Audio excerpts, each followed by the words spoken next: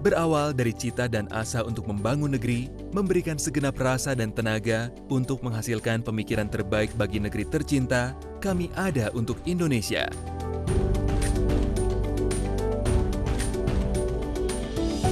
Mewujudkan diri sebagai lembaga ilmu pengetahuan Indonesia yang andal, profesional, inovatif dan berintegritas dalam pelayanan untuk mewujudkan visi Presiden dan Wakil Presiden. Indonesia maju yang berdaulat, mandiri, dan berkepribadian berlandaskan gotong royong.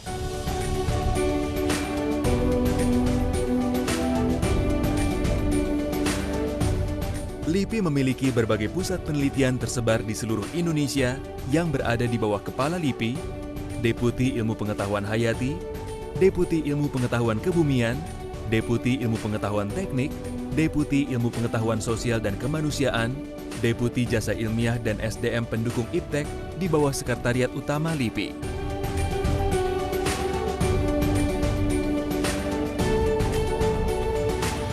LIPI berperan dalam proses penyusunan dan kelahiran berbagai regulasi dan kebijakan pemerintah terkait aspek ekonomi, politik, sosial, dan budaya. Selain itu, LIPI juga mengelola data dan timbangan ilmiah dalam rangka konservasi keanekaragaman hayati. Menerbitkan tanda pengenal unik publikasi ilmiah terbitan berkala, membuat repositori ilmiah skala nasional, dan memiliki kewenangan sebagai pembina Jabatan Fungsional Peneliti Nasional, serta melaksanakan proses pengukuhan profesor riset di Indonesia.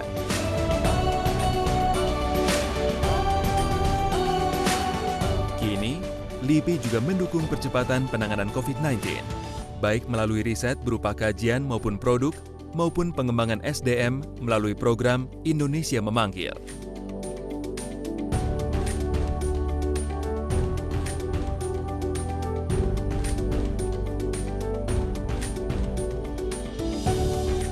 Untuk mendukung riset, LIPI memiliki 5 kebun raya sebagai pusat konservasi flora ex situ.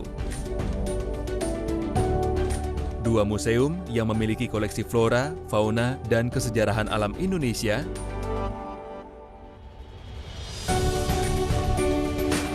Indonesia Culture Collection yang menyimpan koleksi mikroorganisme terbesar di Indonesia, infrastruktur riset strategis,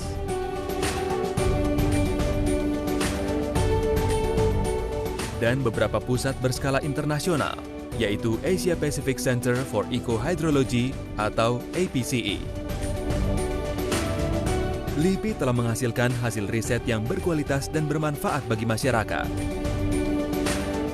meliputi keanekaragaman hayati, lingkungan dan maritim, ketahanan pangan, pertanian, dan peternakan, kesehatan dan farmasi,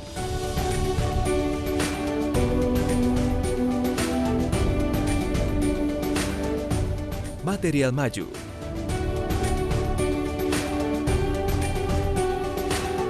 energi, teknologi, informasi dan komunikasi, pertahanan dan keamanan, dinamika sosial, kemanusiaan dan kebudayaan, kebencanaan, inovasi teknologi dan pendayagunaan iptek, pelayanan, pengujian dan pembinaan ilmiah, serta peningkatan kualitas SDM iptek. Kerjasama keilmuan LIPI dalam negeri meliputi kerjasama penelitian, lisensi teknologi, pengembangan, aplikasi dan komersialisasi hasil penelitian, kerjasama non-penelitian, dan konsultasi kepakaran LIPI. Sedangkan kerjasama luar negeri, LIPI melakukan joint research, workshop, pertukaran peneliti dan beasiswa mancanegara, selain aktif menjadi anggota dan focal point di berbagai organisasi internasional.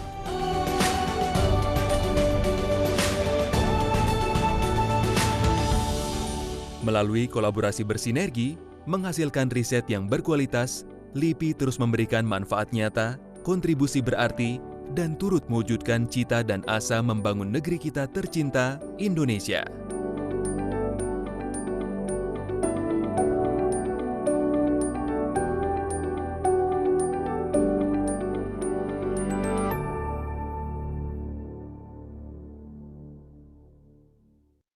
Merayakan hari jadinya ke-53, Lembaga Ilmu Pengetahuan Indonesia mempersembahkan rekam jejak yang ditorehkan dalam Kaleidoskop LIPI 2019-2020. LIPI memberikan apresiasi kepada para peneliti Indonesia yang memiliki dedikasi tinggi dan telah bekerja keras dalam menghasilkan karya penelitian yang luar biasa.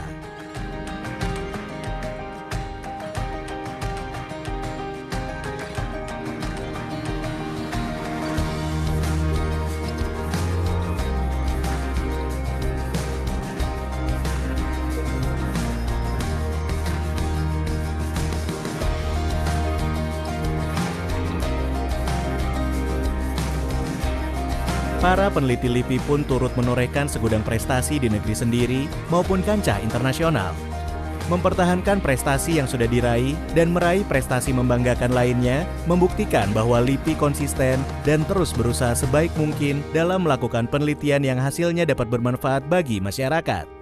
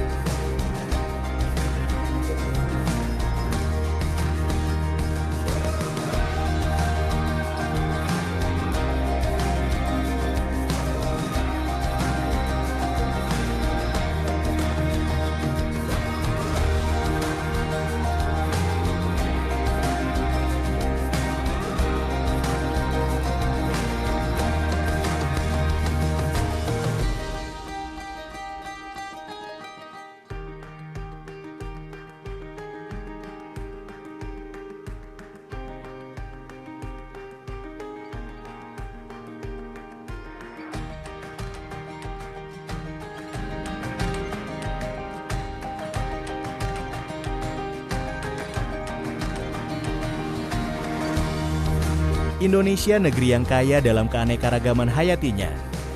Namun, keanekaragaman hayati itu belum terungkap seluruhnya. Masih banyak keindahan flora dan keragaman fauna yang masih tersembunyi di balik tirai indah alam Indonesia.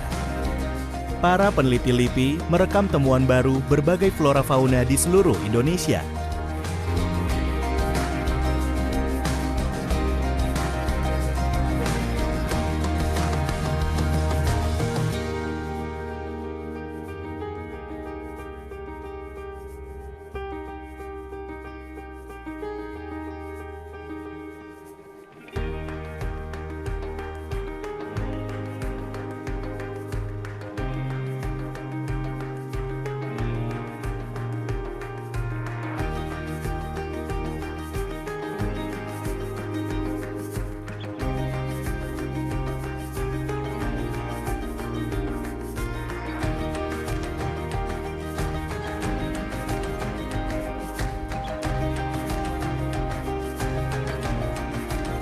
LIPI ada untuk masyarakat.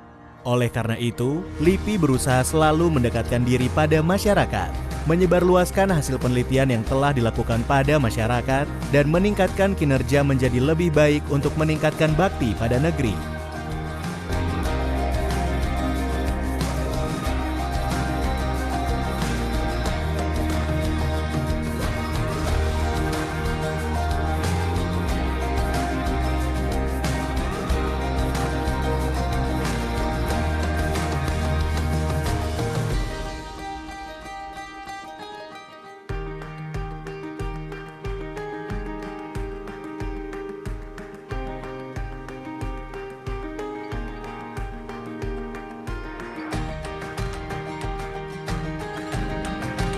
Dalam masa pandemi COVID-19 saat ini, LIPI terus melakukan berbagai macam riset untuk mendukung secara nyata percepatan penanganan COVID-19. Tidak hanya melakukan riset dalam bentuk kajian dan produk, LIPI juga mengembangkan pelatihan untuk pemenuhan SDM terlatih.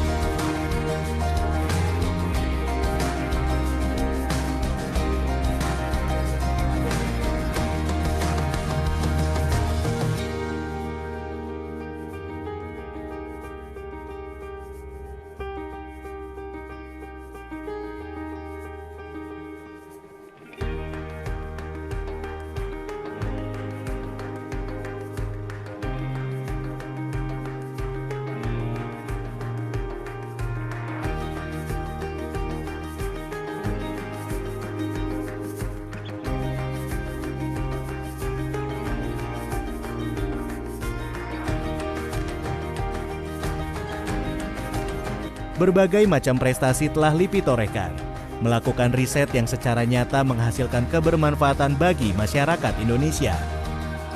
Tidak berpuas diri, LIPI akan terus melakukan berbagai riset dan menorehkan berbagai prestasi untuk negeri kita tercinta, Indonesia.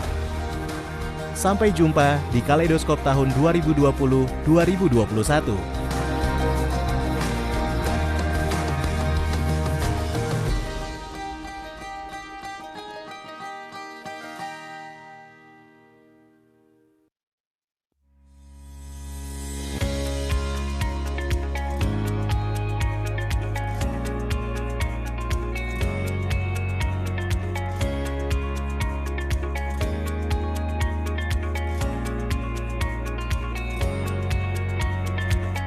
Diawali dengan kegemaran pemerintah kolonial Belanda dalam mengembangkan ilmu tumbuh-tumbuhan, tahun 1842 terkumpul 25 buku yang dibeli oleh Justus Karl Haskell, seorang ahli botani yang menjadi cikal bakal berdirinya Perpustakaan Kebun Raya Bogor. Koleksi meluas tahun 1887 saat Melchior Trup menjabat Direktur KRI atau Kebun Raya Indonesia. Beliau berhasil menerbitkan sebuah katalog yang memuat kurang lebih 4.000 artikel. Fungsi perpustakaan saat itu menyediakan literatur terutama dalam bidang botani kepada para peneliti tamu. Dari rangkaian sejarah di atas, pada tanggal 1 Juni 1965 berdirilah Pusat Dokumentasi Ilmiah Nasional atau PDIN. Kemudian pada perjalanannya, PDIN mengalami perubahan struktur organisasi pada 13 Januari 1986 menjadi PDII LIPI. Lalu, berubah menjadi Pusat Data dan Dokumentasi Ilmiah atau PDDI tahun 2019 yang mempunyai tugas melaksanakan pengelolaan data, informasi, dan dokumentasi ilmiah dan non-ilmiah. Selain itu, memiliki fungsi penyusunan kebijakan teknis, rencana, dan program pengelolaan data, informasi, dan dokumentasi ilmiah dan non-ilmiah. Pengelolaan infrastruktur dan sistem informasi, pengelolaan repositori, pengelolaan depositori, pemantauan, evaluasi dan pelaporan, dan pelaksanaan urusan tata usaha.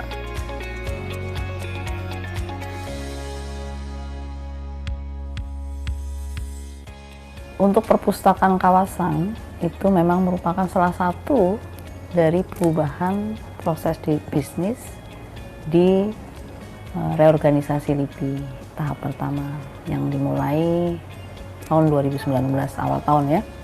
Dan ini tujuannya jelas, reorganisasi tentunya adalah untuk lebih lincah, mempercepat layanan, dan kemudian juga adanya efisiensi dan efektivitas. Efisiensi di sini adalah untuk efisiensi anggaran, efektivitas yaitu dengan menyatukan SDM-SDM dengan fungsional yang sama melakukan tugas dan layanan. Nah, itu yang mendasari sehingga diharapkan perubahan proses bisnis dari kawasan yang ada di Satker itu memang polanya adalah di kawasan sehingga skop yang dilakukan itu memang lebih luas cakupannya, kemudian juga adanya interaksi antara para pejabat fungsional pustakawan, dan yang ketiga tentunya kita ingin perubahan proses bisnis di penyatuan perpustakaan kawasan adalah perubahan layanan yang tadinya perpustakaan itu lebih ke layanan eksternal.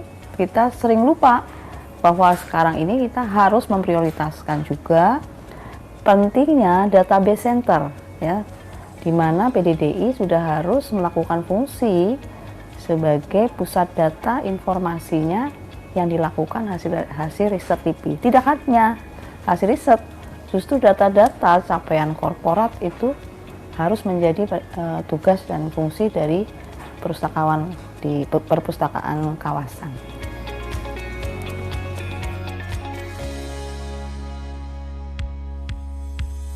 PDDI LIPI memiliki 5 kepustakaan, yaitu Kepustakaan Kawasan Jakarta, Serpong, Cibinong, Bogor, dan Bandung.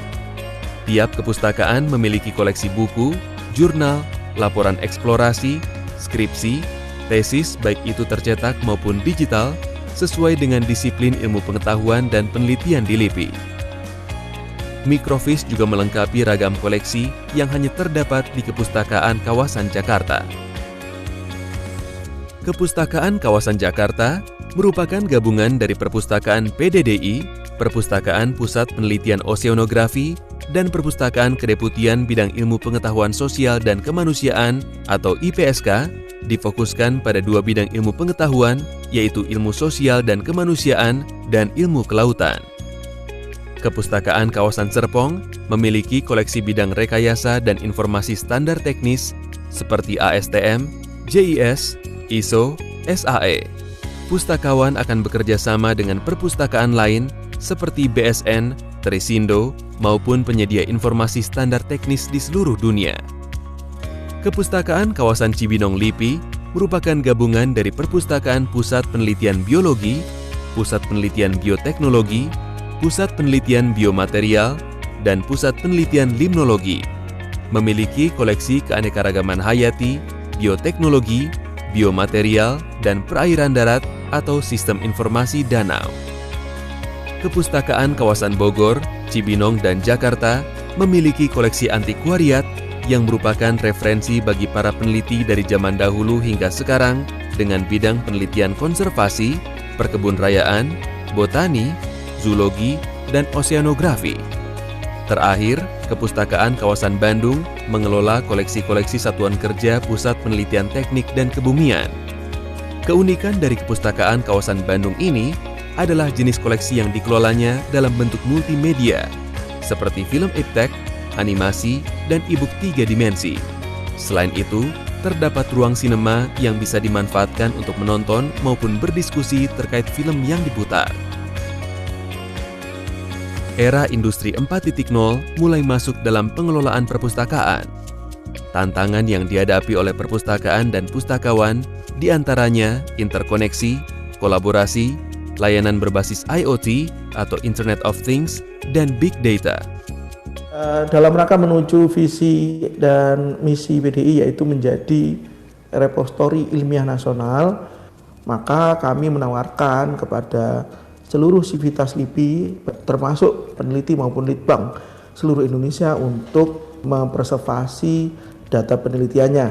Dan kami di LIPI dengan repositori ilmiah nasional atau kita singkat menjadi RIN bersedia atau mampu melayani deposit data dan karya ilmiah itu. Ya, tentu saja hak kekayaan intelektual peneliti juga kita lindungi sehingga data itu tidak begitu saja harus terbuka. Ada proses supaya data itu disimpan sampai pada tahap terbuka, bisa diakses dan bisa digunakan kembali oleh peneliti atau kegiatan penelitian lainnya. Dengan hal ini maka kolaborasi penelitian bisa kita tingkatkan karena peneliti lain yang mungkin memiliki topik penelitian yang sama memerlukan data itu. Sehingga peneliti ini tidak perlu mengambil data yang sama, cukup melengkapi data yang baru. Dengan hal ini Maka peneliti baru ini dengan peneliti lama bisa kolaborasi. Itu yang pertama. Yang kedua, data penelitian yang merupakan hak kekayaan intelektual kita akan tersimpan selamanya. LIPI siap menampung sebesar apapun data penelitian yang dihasilkan oleh peneliti.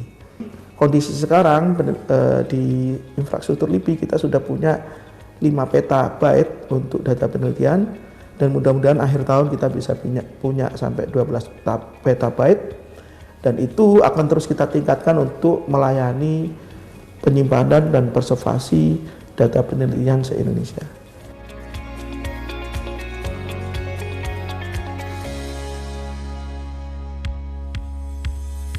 Untuk menghadapi era industri 4.0 dilakukan dengan peningkatan kapasitas kemampuan pustakawan yang memicu berbagai ide kreatif, inovatif, kolaboratif, adaptif, dan berintegritas.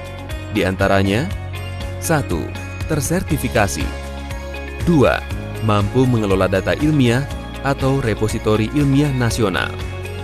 3. Mampu beradaptasi dengan perkembangan teknologi informasi terkini.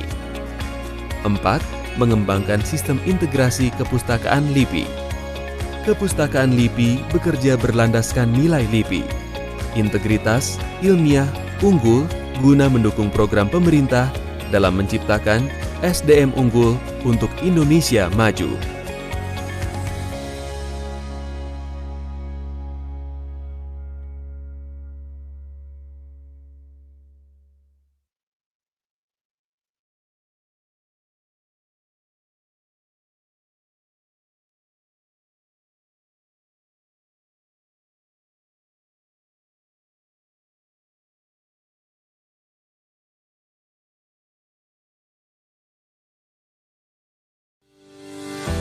Saat ini, kegiatan penelitian di berbagai bidang memiliki tingkat ketergantungan yang tinggi terhadap data-data penelitian. Kemajuan yang sangat tinggi dalam kegiatan eksperimen yang didukung oleh teknologi komputasi telah mendorong kegiatan menggunakan dan menghasilkan data dalam volume, variasi, dan kecepatan yang sangat tinggi. Dalam era open science, data penelitian yang dihasilkan memungkinkan untuk diakses oleh peneliti lainnya, sehingga mereka dapat meningkatkan integritas dan kredibilitasnya. Kondisi penyimpanan data penelitian di Indonesia saat ini masih dilakukan secara terpisah di masing-masing institusi dan dilakukan oleh peneliti secara individual, sehingga cukup sulit bagi pemangku kepentingan di bidang riset untuk melihat sejauh mana perkembangan kegiatan riset berdasarkan data penelitian yang dimiliki dalam skala nasional. Terlebih lagi, repositori institusi sebagai wadah penyimpanan aset pengetahuan saat ini baru dimanfaatkan sebatas menyimpan karya atau publikasi ilmiah. Di negara maju yang telah berkembang kegiatan risetnya, negara memiliki tanggung jawab dalam melakukan pengelolaan data penelitian melalui repositori nasional, seperti Australia dengan ANS, Inggris dengan UK Data Service, serta Belanda dengan DANS. Pengelolaan data penelitian dengan menyimpan pada media tertentu seperti komputer, laptop, atau eksternal hard disk kurang dapat diandalkan dan beresiko untuk rusak. Selain itu, ada resiko lain yang tak kalah berbahaya, yakni hilangnya media karena pencurian. Di mana hal ini sangatlah disayangkan, mengingat data tersebut adalah hasil kerja keras selama bertahun-tahun. Oleh karena itu, penyimpanan pada repositori institusi menjadi solusi yang paling ideal. Perilaku peneliti dalam melakukan penyimpanan data penelitian sangat bervariasi. Dalam kajian yang dilakukan oleh tim PDII LIPI, bahwa selama ini peneliti melakukan penyimpanan paling banyak pada media laptop atau personal komputer dan berbagai penyimpanan eksternal. Kondisi ini diperparah dengan backup data yang dilakukan semaunya. Dalam melakukan penelitian, seorang peneliti idealnya sudah memiliki satu perencanaan manajemen data. Banyak sekali manfaat yang akan diperoleh peneliti, institusi, maupun negara ketika bisa menerapkan manajemen data penelitian dengan ideal, yakni efisiensi. Ketersediaan data pada repositori nasional akan mengurangi kegiatan penelitian yang serupa. Safety. Berbagai risiko kehilangan data yang disebabkan oleh perangkat penyimpanan dapat diminimalisir dan juga merupakan upaya untuk melindungi hak kekayaan intelektual. Quality. Repositori akan membantu peneliti untuk menjaga kualitas data dan proses kurasi memungkinkan data penelitian terpelihara sehingga dapat digunakan kembali. Reputation. Seorang peneliti akan meningkat reputasinya saat datanya digunakan kembali oleh peneliti lainnya. Compliance. Kewajiban menyimpan data yang ditetapkan penyandang dana penelitian dapat diakomodir melalui repositori institusi. Pentingnya mendepositkan dan membagikan data jika dilakukan oleh peneliti terbagi menjadi 3 keuntungan. Bagi peneliti, dapat meningkatkan reputasi dan visibilitas penelitian individu. Bagi komunitas ilmiah, dapat meningkatkan kolaborasi. Dan bagi masyarakat, mereka akan mendapatkan akses yang lebih mudah ke dunia penelitian. LIPI, melalui Pusat Data dan Dokumentasi Ilmiah atau PDDI, menginisiasi kegiatan pengelolaan data penelitian melalui sistem penyimpanan data penelitian dengan nama Repositori Ilmiah Nasional atau disingkat RIN. Dengan kapasitas yang tak terbatas, RIN mampu menyimpan dan berbagi data penelitian seluruh peneliti. RIN mampu berkontribusi dalam pemetaan perkembangan dunia penelitian. RIN, kunci kemajuan iptek Indonesia.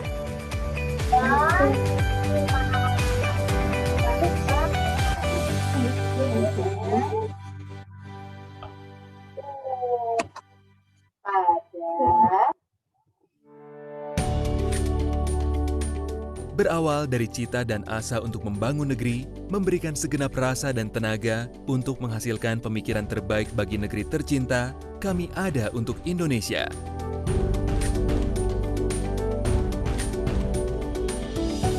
Mewujudkan diri sebagai lembaga ilmu pengetahuan Indonesia yang andal, profesional, inovatif, dan berintegritas dalam pelayanan,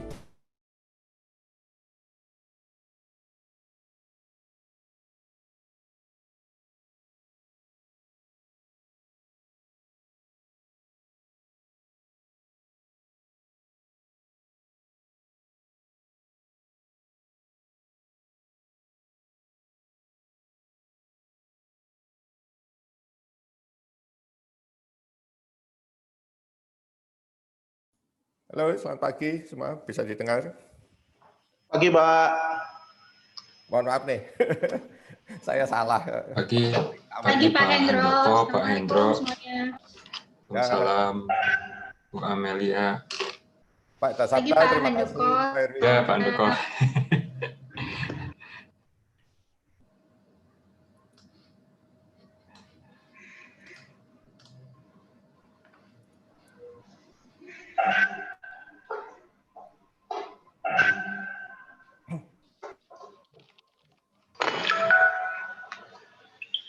Sudah kumpul semua, Bro? Untuk sesi pagi sepertinya sudah, Pak ya. Mbak Amelia gimana, Mbak? Baik Pak, saya sudah siap untuk memulai. Siap. Kita mulai. Kita dulu untuk peserta menunggu 3 menit ke depan atau mau langsung Ya, saja? nggak apa-apa. Tunggu sebentar, nggak apa-apa. Baik. Saya berikan informasi ke peserta dulu ya, Pak.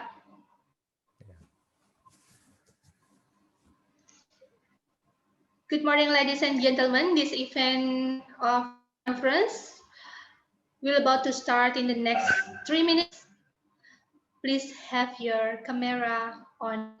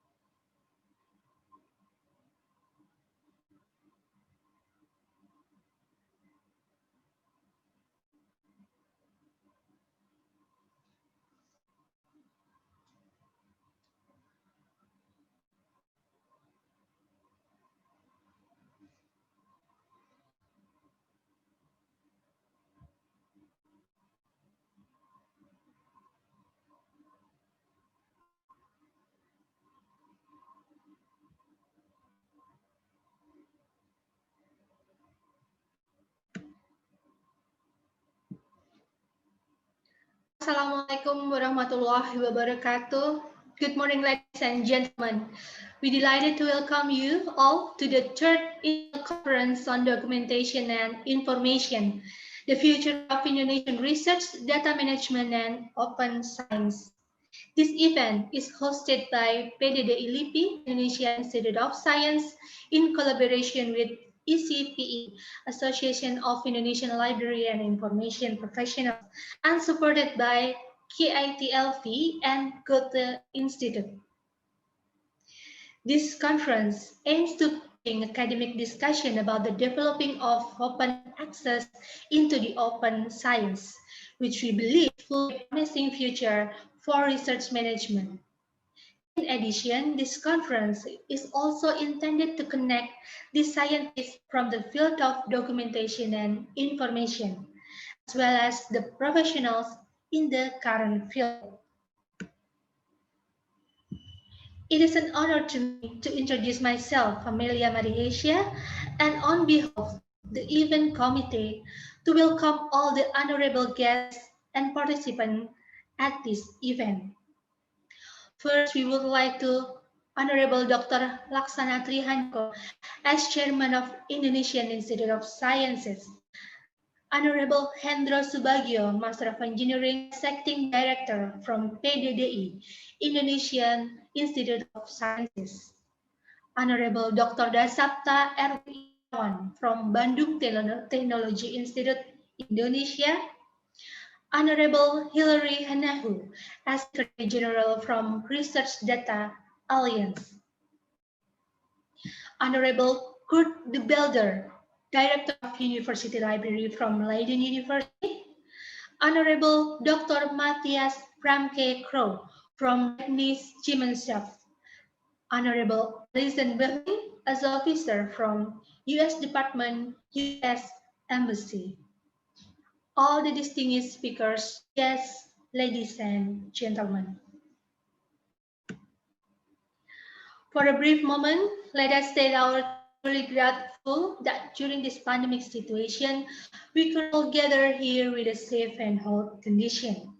And before we start our conference today, we would like to remind you all that during the event for today and tomorrow, there are some rules to follow. The committee will help us, will assist us to inform the rules on the screen. And here we also inform you the rules.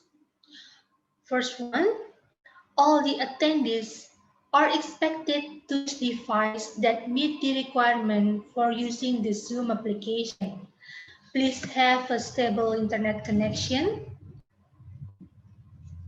so that your connection runs smoothly. We would like to remind for all attendees who will participate in this conference to always use the ID that states their full name and affiliation. Please use only the name that you use in the registration. This will be also applied for our online survey. This conference is on webinar setup, so there will be only panelists able to make audio-visual communication. If you are the participants, you only see and listen to the panelists.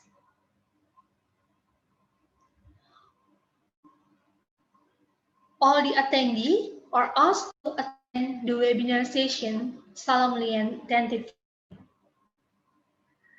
And for the participants, you will be allowed to ask questions related to webinar materials or notify the committee if there are technical problems.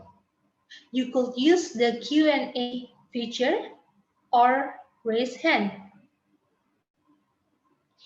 If you're attending this event using the YouTube channel, in Kepustakaan PDDI LIPI YouTube channel, please use the format, name, affiliation, addressing question, and your question.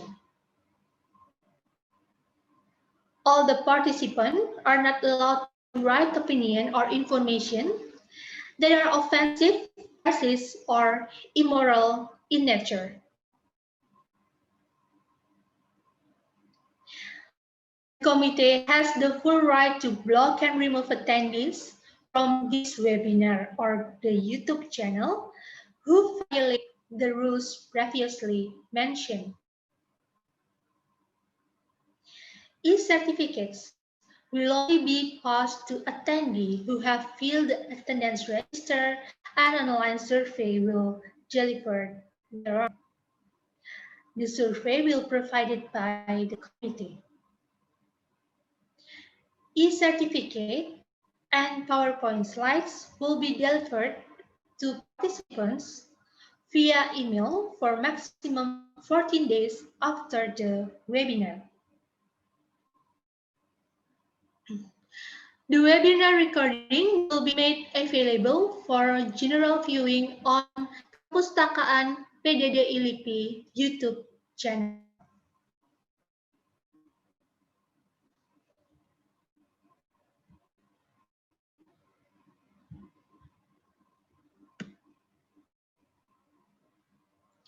Ladies and gentlemen, we are now going to listen to the welcome speech delivered by Dr. Laksana Trihandoko as Chairman of Indonesian Institute of Science.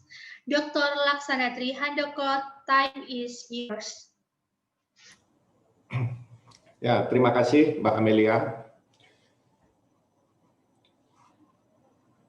So the Honorable Mas Hendro, our Director of Center for Scientific Documentation and Data, the Indonesian Institute of Sciences, LIPI, honorable invited speakers.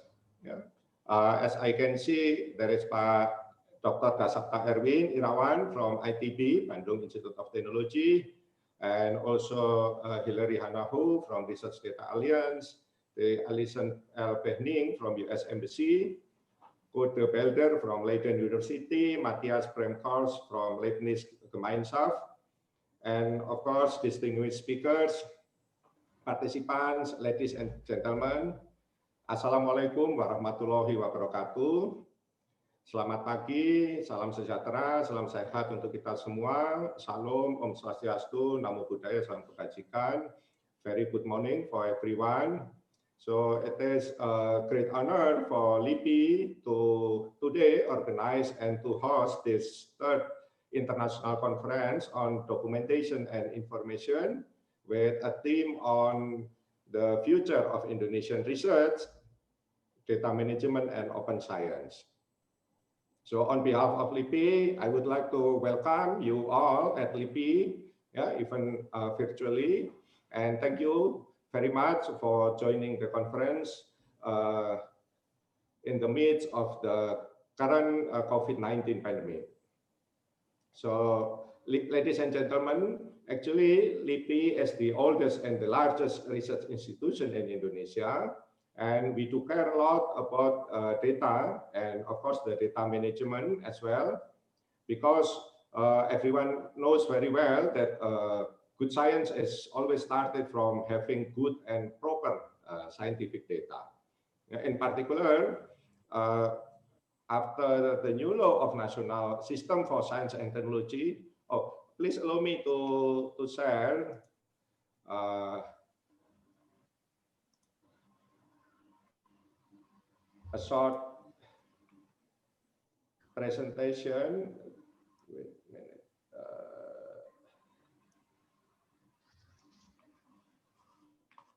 Can you see the slide? Sudah bisa dilihat? Oke, Pak. Oke. Sudah, Pak. Yeah, so yeah, in particular, after the new law, new law number 11 in 2019, new law on National System for Science and Technology, which has passed our parliament on August last year. The scientific data management at a national scale is getting more important. And according to the new law, actually we are required to submit and store any raw data, raw data. I mean the primary data generated from any research activities, any research activities conducted by anyone in Indonesia, so across the Indonesian territory and or anywhere by Indonesian citizens, to what we call as the national repository. So the national repository system should by default, on the other hand, guarantee to the data owners, the ownership of the data. So even we ask you to submit and to store your raw data, your primary data generated from your scientific research, it does not mean that you have to hand over the ownership. The data ownership remains on you, and also the property rights of the data, and of course the confidentiality of the data by default. Of course, you can ask the system to open the data if you wish, but it is not obligation. So everything by default, we keep the data ownership, the property rights, and the confidentiality of the data. And actually, what is the main purposes of establishing the national repository system? The purposes are, first, of course, to preserve the scientific data for future use, for our future generations. And also to improve the potential of data utilizations, because we can enhance the data visibility across the globe. So everyone is able to know at least if there is a kind of data which might be on their interest, and they can use it and they can ask the data owner to work together or to collaborate on everything. And of course, lastly is to increase the research productivity and efficiency.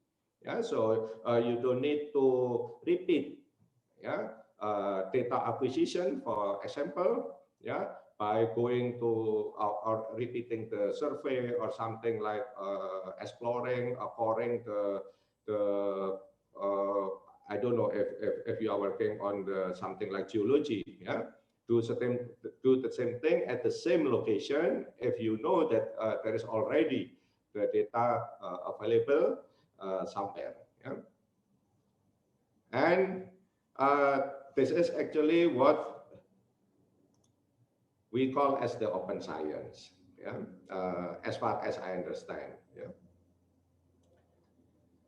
But LIPI through the current PDDI, the Center for Scientific Data and Documentation, has been pioneering since many years ago, on such open science initiative, and we have developed, for instance, many systems to support open science, including the data, the open data, and I personally myself have been involved in many of the initiatives since many years ago, and actually that is also the reason why we insert the the open science initiative in the new law, because I've been involved in developing the law, before it has passed the parliament, and we have also launched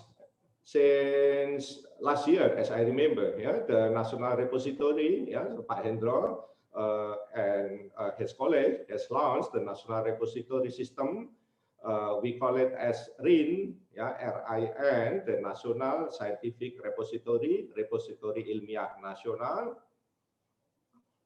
And at least we have introduced the obligation to submit and to store the scientific primary data to any researchers within LIPI, since last year, as I remember.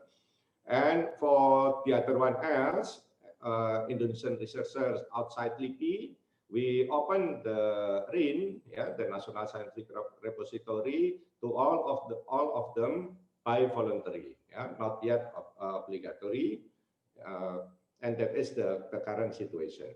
So I do expect that this conference is not only providing the platform for as a usual conference, for networking and also collaboration, initiating the collaboration among scientists and practitioners in the related field, data field and so on, but also I would like to ask all of you to discuss the alternative strategy, because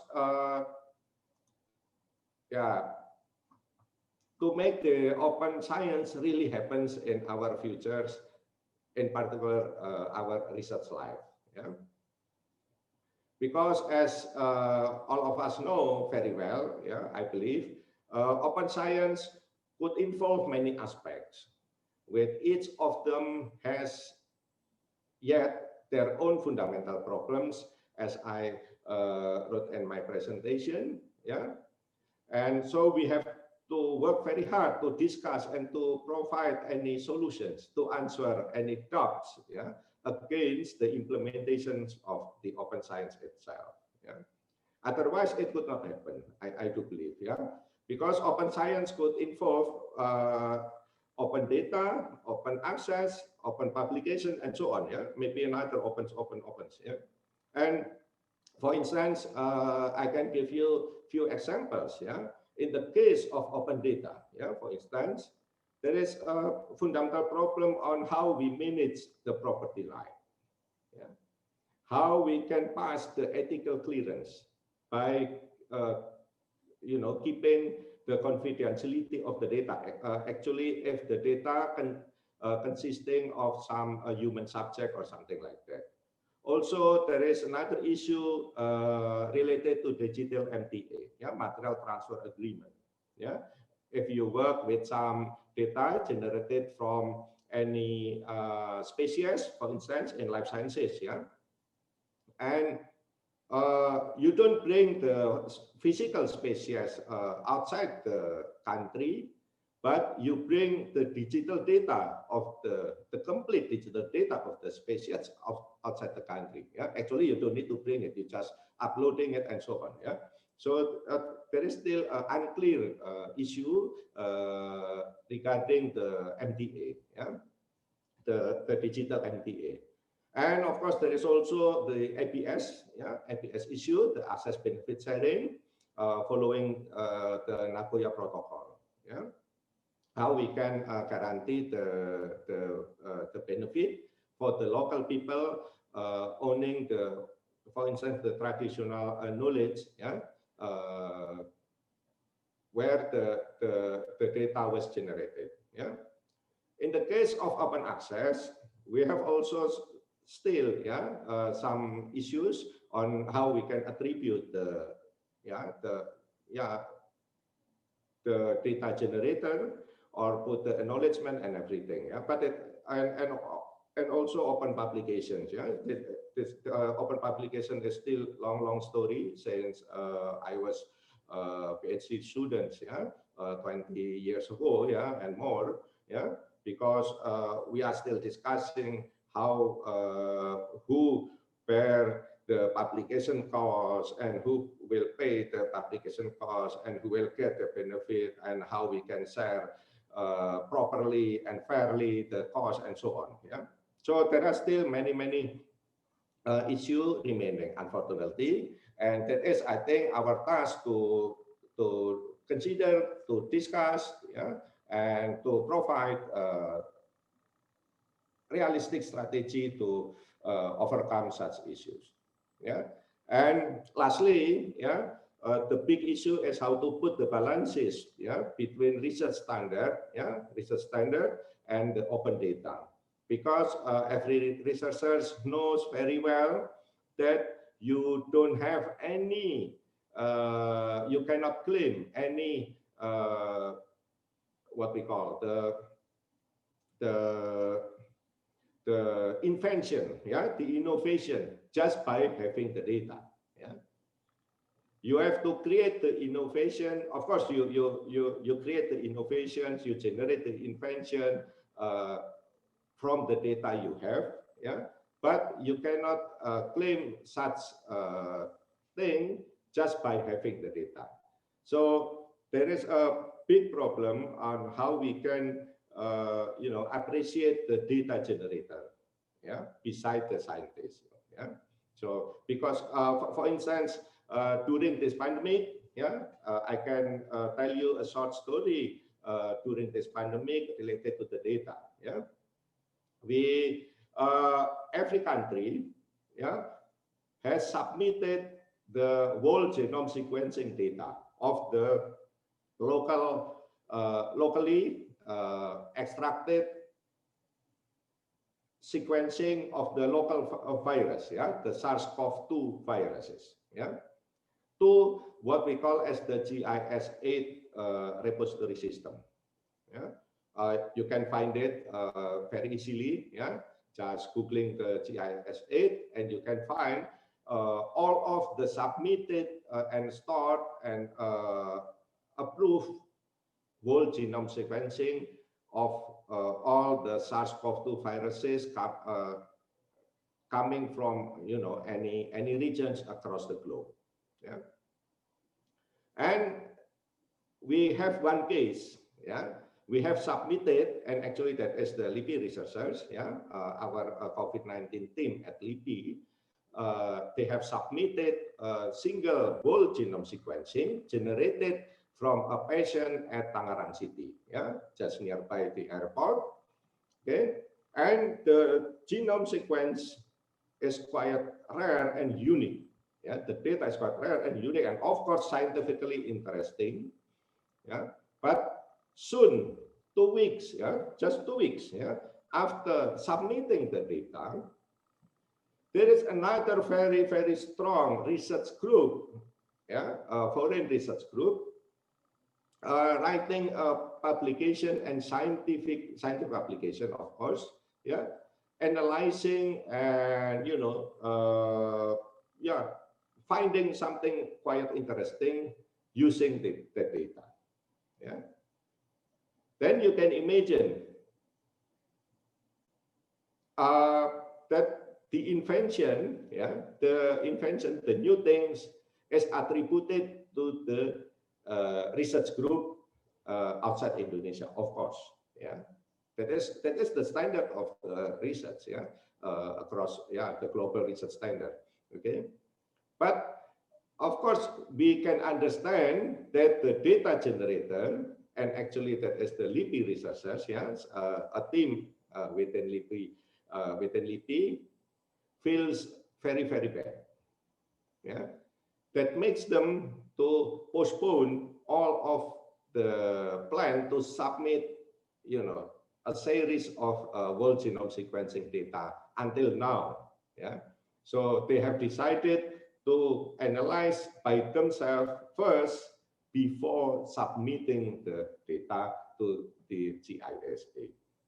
So that is a simple illustration, and actually current illustration, very lively illustration, how we should consider and we should discuss in more detail, how we can put the balances between the global research standard and the open data initiative. Because you cannot claim anything just by generating the data, just by having the data, because the science just appreciate the analysis, the inventions coming from the deep analysis of the data you are able to access. Either it is your own data or anyone else's data. So so I think this is a great homework, for all of you. I don't know if you can discuss it during this conference or not. Okay, so distinguished speakers, participants, ladies and gentlemen, before concluding my remarks, I would like to appreciate great support from the Indonesian Graduate Association of Library and Information Science, ESIPII, and of course the KITLV from Netherlands and the Goethe Institute. Also, thanks a lot for the organizer who already worked very hard to make this event happen today. Yeah, Pak Hendro and his colleague, yeah, thank you very much. I do hope, yeah, this conference will provide new insight, yeah, on many issues regarding the open science, open data, and open anything. Yeah, and this conference is able to contribute a lot of things in the future. Yeah. So lastly, I would like to, as requested by the organizer, I would like to officially declare the opening of this third international conference on documentation and information with a theme on future of Indonesian research, data management, and open science. Have a nice conference and fruitful discussions. Thank you very much. Wassalamualaikum warahmatullahi wabarakatuh.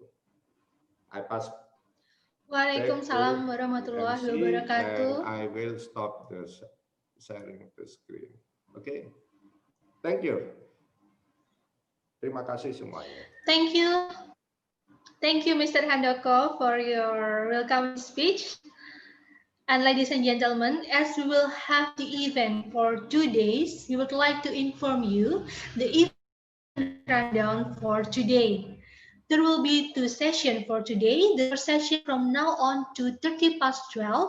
We are going to have a presentation from 3 keynote speakers. The first one is Mr. Hendro Subagio, following with Mr. Dr. Erwin and Mrs. Hilary Hendro.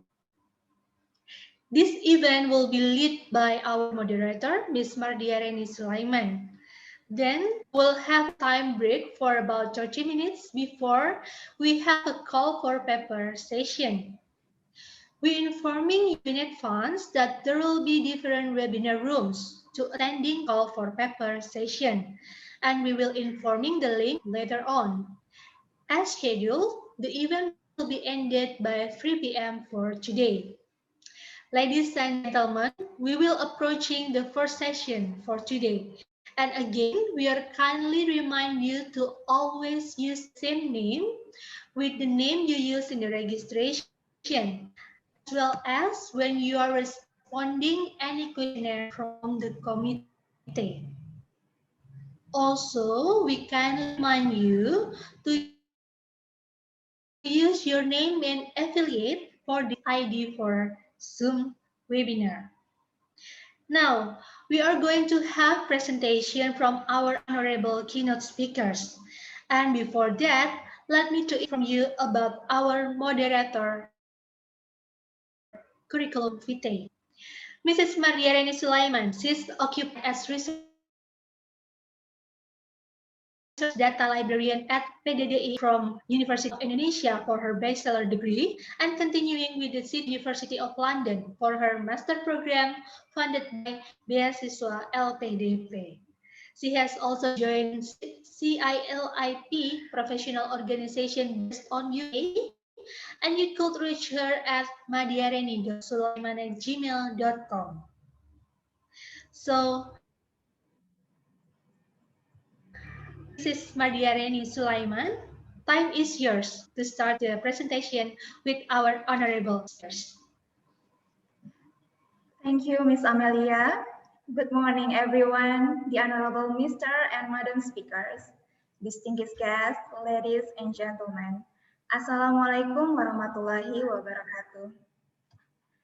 Thank you so much for being here. Let me begin by giving you a warm welcome to the third International Conference on Documentation and Information hosted by PDDI and ECPE in Jakarta, Indonesia.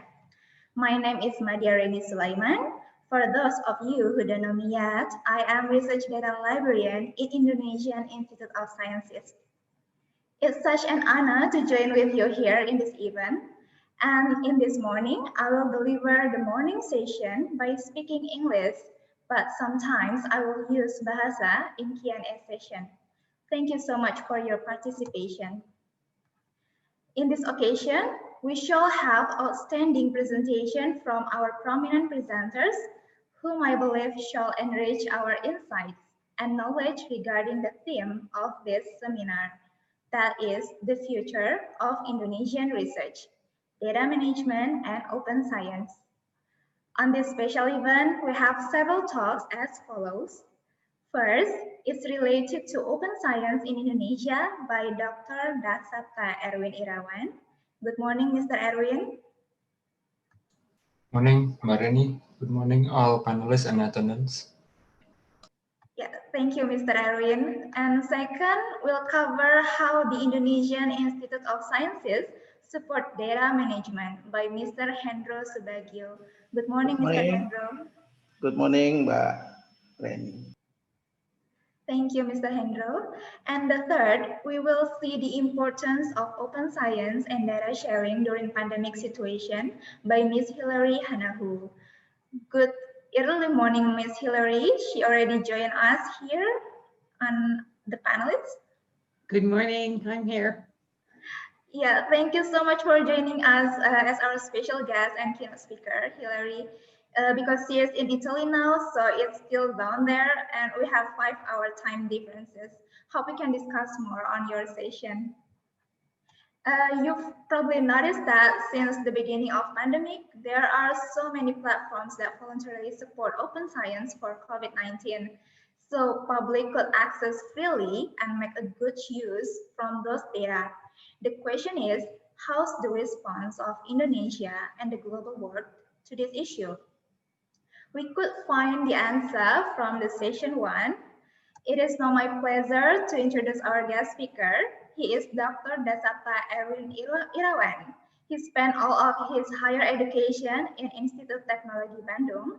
His major science since undergraduate was geology with focus on hydrogeology. In his PhD, he worked on hydrochemical data to understand the hydrogeological setting of Mount Ciremai. And aside only working on his research, Mr. Erwin since 2013 also started his participation in open science communities at national and international level. In 2017, he coordinated a team to initiate the INARSIF preprint server of Indonesia, which then, due to the funding problem, the INARSIF was moved to Indonesia with the kind help from Mr. Hendro and the team from PDD LIPI. Mr. Erwin maintained his social media on Twitter at Dasapta Erwin and Instagram Rien Irhasif. He will deliver a presentation related to open science in Indonesia entitled Resilience in Academic Publishing and Dissemination. Ladies and gentlemen, please join me in welcoming Mr. Dasapta Erwin. The presentation time will be given for 45 minutes. So Mr. Erwin, the time and the screen is yours. Thank you. Thank you, Mbak Reni, for the opportunity and the time to give a talk in this bright morning today. Good morning to all panelists, Pak Handoko, Pak Hendro, and also Dr. Mitchell from US, Dr. Cross from Germany, Dr. Belder from Netherlands, and Dr. Hanahu from Italy. It must be a very early morning over there. Thank you for joining us here in Indonesia. For start, I have to take a little time to wear my shirt first.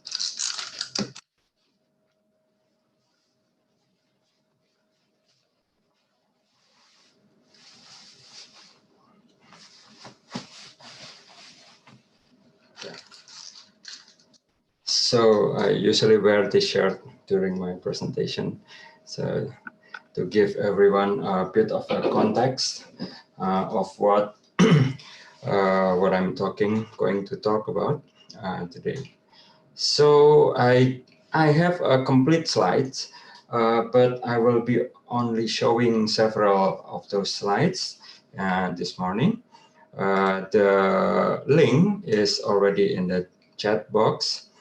So let me share my screen now.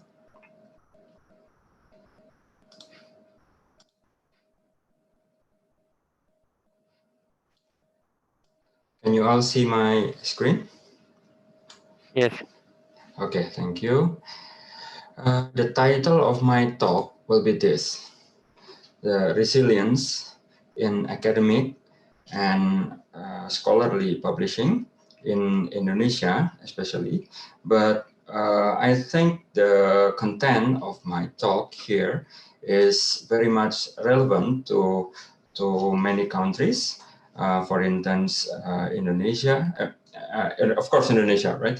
And the example of another country that relevant to my talk is India, and then Africa. I have many occasions in discussion with fellow researchers from Africa and India, and all of the researchers have the same problem with what we have here in Indonesia. So I will begin my talk with this picture. So my background is geology. I work on hydrology mainly, but I have a little. If I know about the library science when I graduate from my high school, I would choose the major for my higher education. So I just realized that, so I made this picture. So librarian is the guardian of knowledge.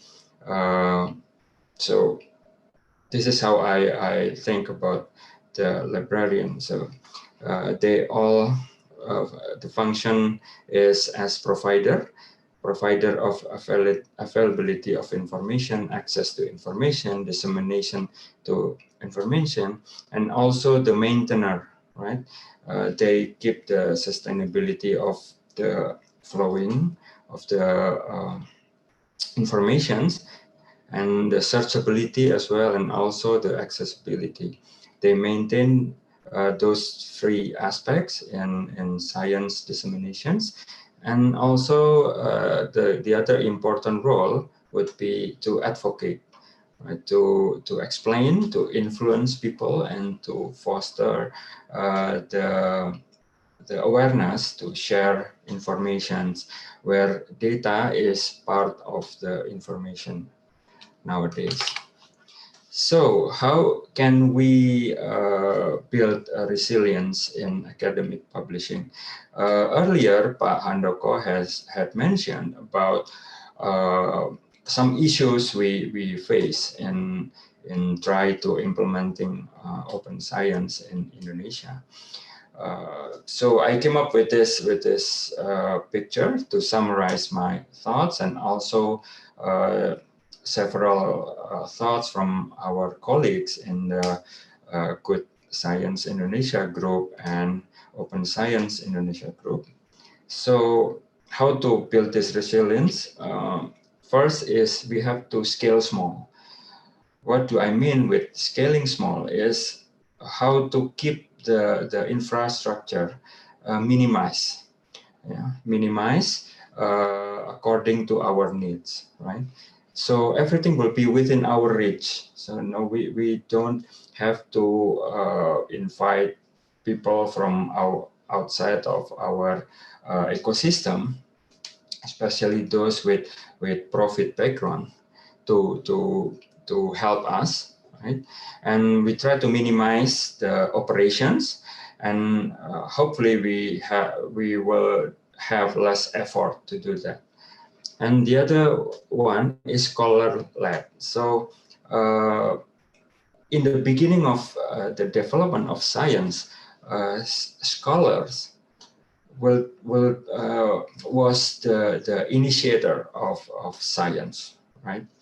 But as time goes by, and then many people have many different kinds of vested of interest, and also for-profit interest. And then right now the world is kind of, the scientific world is kind of turning upside down, right? So we, as the initiator, as the producer of science, is now very rely ourselves much to the commercial infrastructure, whereas they, in this case, their role is the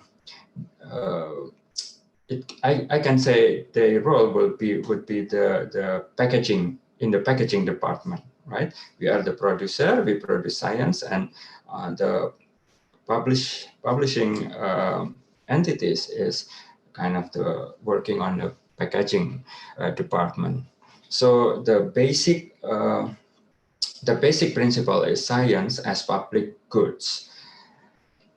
And then we have to grow our network, right? Grow our alliance vertically and horizontally, so we can distribute infrastructure, right? In this case, LIPI has started a very good initiative to try to help the research institution, university who cannot maintain a server or don't have a server currently. So DDI LIPI is helping them by setting up a very good and very stable environment. And also RIN Archive, the preprint server of Indonesia, is using the service. Thank you, Pak Hendro, Pak Handoko, for that. So if we have a distributed infrastructure, and then we would have a distributed skills. So we don't expect someone to know everything, but we have different kinds of people very good about their bits, and then we can communicate to join skills to run the infrastructure. And also distributed funding. Here's a question mark here, because mainly in Indonesia, and also I think in India, and also in most African countries, the funding related to science is mostly coming from the government, right? So I think the funding should be centralized in this case at the moment. But distributed funding is, I think it was better to the system. And then also this motivation is very important. Non-profit motivation is very, very important in this case. So preferably for science, it's better to be funded by the government or other non-profit entities rather than we rely on the infrastructure supported by commercial infrastructures. So I think we have to define the healthier model, future healthier model than what we have today. So this is kind of the end of my slide, and then I try to move back. Why we need this? So if this was me in the early from the early start of my career, I have to choose. I always have to choose whether I have to choose the right way, right? Going non-profit, going science for public goods things, and all at the same time. There is a left choice here, which is it's kind of merit-based, and then this is what the administration needs me to do to support the university ranking or national level ranking. So every researchers will have this situation from the early stage of their career, and also we have this message of prestige passing down from senior researcher to a junior researcher. This is me, right? This is most of us here.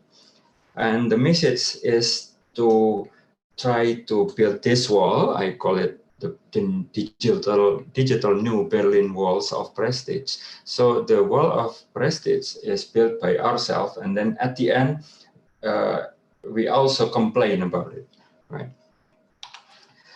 And then this is the kind of common flow from of science, from the problems in community, and then we ask for funding from the government in the laboratory, and then we face these constraints, this barrier about access, equipment, and skills, and then after we're done with this analysis, we have to make the reports to the government or to the funders, and then we have to publish it. And when we publish it, we only think about this rank of journals, right? We are asked, we are requested to submit to the top journals here, and also we have this another instrument of quality in Indonesia and also in most of the global South countries. We have Web of Science, Scopus, and also the other indexing that with our regulation, we put those indexing as the control of quality. And then if we want to publish it as open access, we also have another issue on the APC, very, very high APC to publish to top journals here. And once we have published it, and then yay, of course, and then the last thing is we have to maintain a good track of citations, sum of citations to get the incentive. So it's all about personal glory, I think, right? So with those large burden, so many burden, we are currently here. We own a balloon, we have all the tools, but we also have this burden like university ranking, journal impact factor, in age indexing. So we can just kind of floating above these cars and motorcycles and also these horses. We kind of only float above the cars. Where we should be flying up there. If we don't have this many burdens, we could be flying up here, right? So, but everyone does not realize this condition, right? Everything is about this, the burden of science. And then what we have here is kind of the chain reactions, where this is my interview with Stefania Ivasensko from Open Science TV. We did the interview, I think, 3 months ago.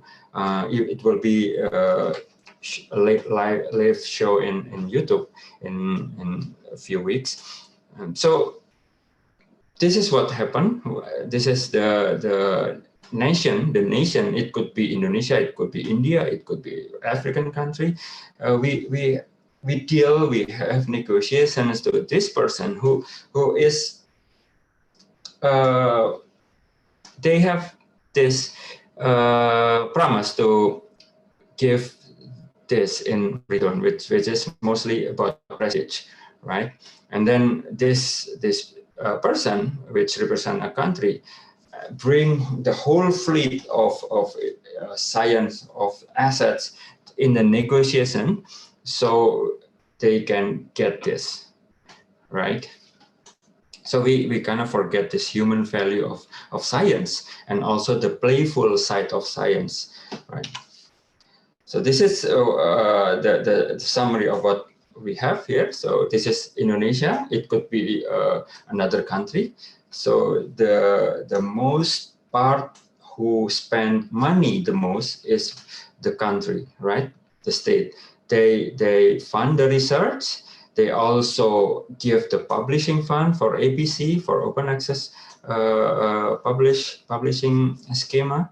And then they also give money for incentives. So the country spends most of the money, but the publisher who received the most benefit, right? Financial benefit.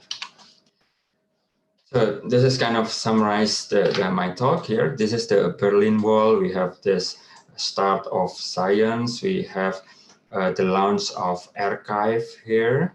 And then this is the start of open access movement. And then we kind of have this river. At one side, we have predatory journals, and at one side, we have commercial publishers. And then we also hit this Berlin Wall of prestige, which I shown earlier. And then this wall kind of built a digital divide between global North and global South. And we don't have any idea where we would finish, right? So what we need is only human values, right, to open up this gate of science. Only human values, nothing else. Human values that science is public goods and we should do science for the society. It's very, very easy to do, but the problem is there are many people with so many facets.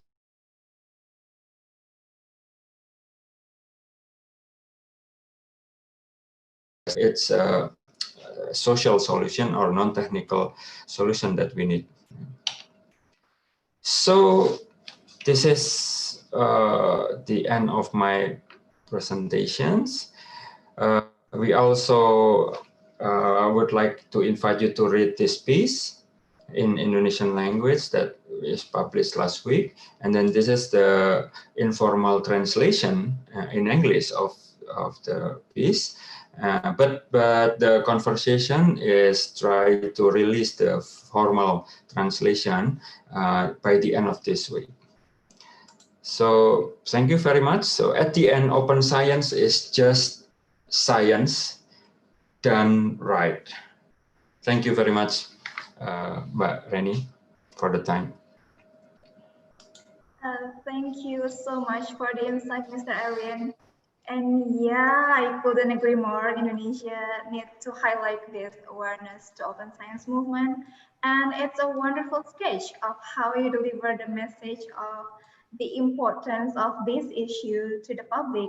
It's an interesting approach in questioning how we could move forward and evolving. Like you said, how India could boldly make a plan for one nation and one subscription, because we definitely agree that science is for all. And as your shirt said, impact factor is a myth. And I hope we could discuss more on Q&A session. So please, for the audience, if you happen want to ask about this topic, please use the feature of Q&A in the Zoom application. And after the last presentation, I will pick some to be answered by our panelists. Please don't forget to mention your name and state to which presenter you address your questions. I encourage you all to have social media. You can share your opinion, insights about this event to Twitter, Instagram, etc. by using hashtag HD2020. You can tag LIPI, ECPE, and our keynote speaker too, like Mr. Erwin, Mr. Hendro, and Ms. Hillary. And session 1 was only the beginning. Moving right along, we have a very special guest, Mr. Hendro Subagio. For those who don't know, he is an acting head of the Center for Scientific Data and Documentation, Indonesian Institute of Sciences, or we all know as PDD LIPI. He completed undergraduate and master programs in the Department of Computer Science and Mathematical Information at the University of Electrocommunication, Tokyo, Japan, in 1999 and 2001. Besides being a director at LIPI, he is also a director of ISSN Indonesia National Center. He will deliver a presentation entitled The Role of Indonesian Institute of Science in Scientific Data Management and Open Science Development in Indonesia. Would you please join me in welcoming Mr. Hendro Subagio? The presentation time will be given for 45 minutes. So Mr. Hendro, the time and the screen is yours. Thank you, Mbak Reni. Ladies and gentlemen, Assalamualaikum warahmatullahi wabarakatuh. Good morning.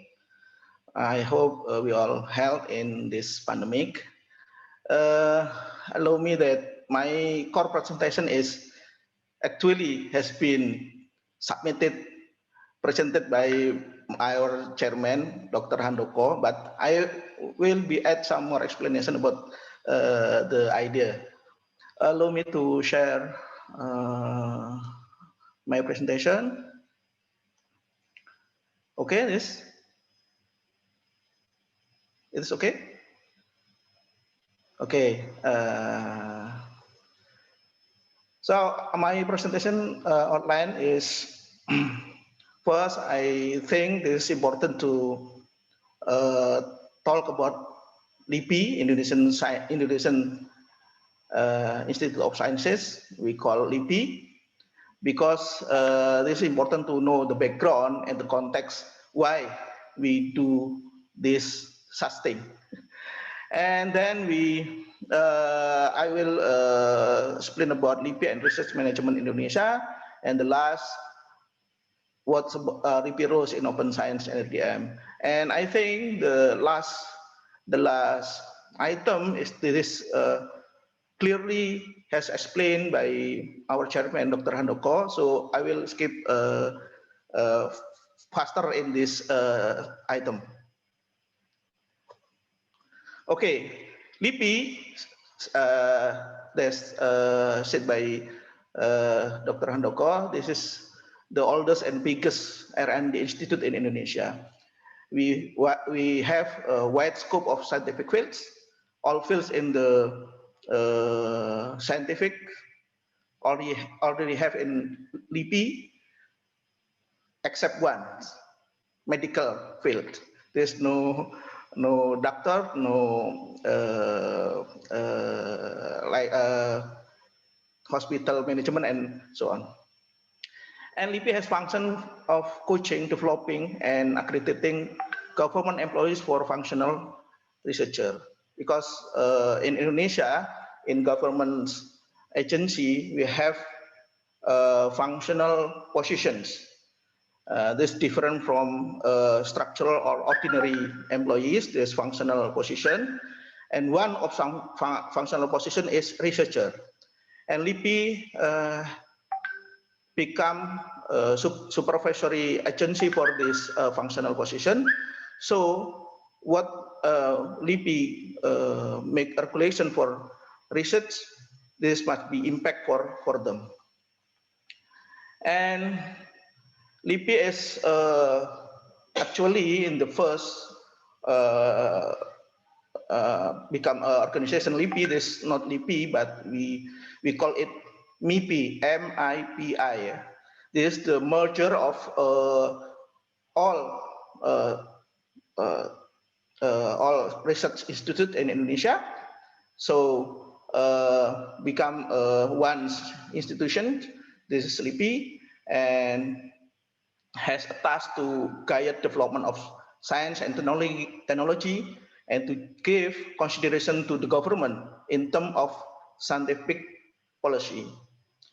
And now in year 2020, before 2019, we have some issue that LIPI and another research agency in Indonesia, government agency, will be merged again, bigger. So there is we have some issue in from last year until this year, and then we don't know. Maybe the issue still exists in next year.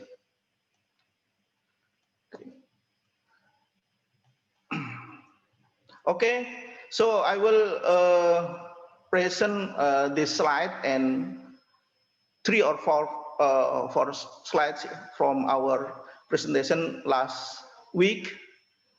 Yes, last week or 2 weeks ago, with theme of reform, bureaucracy reform.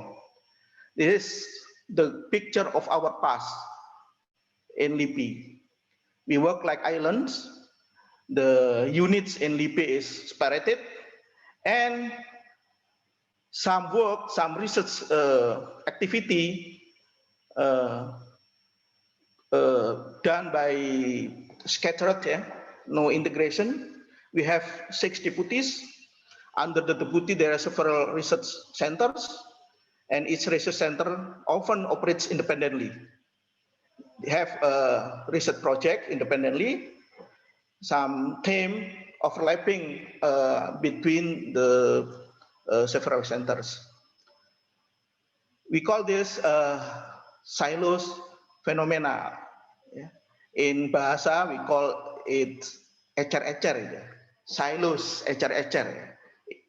I think this Japanese, isn't it? Ecer-ecer. So the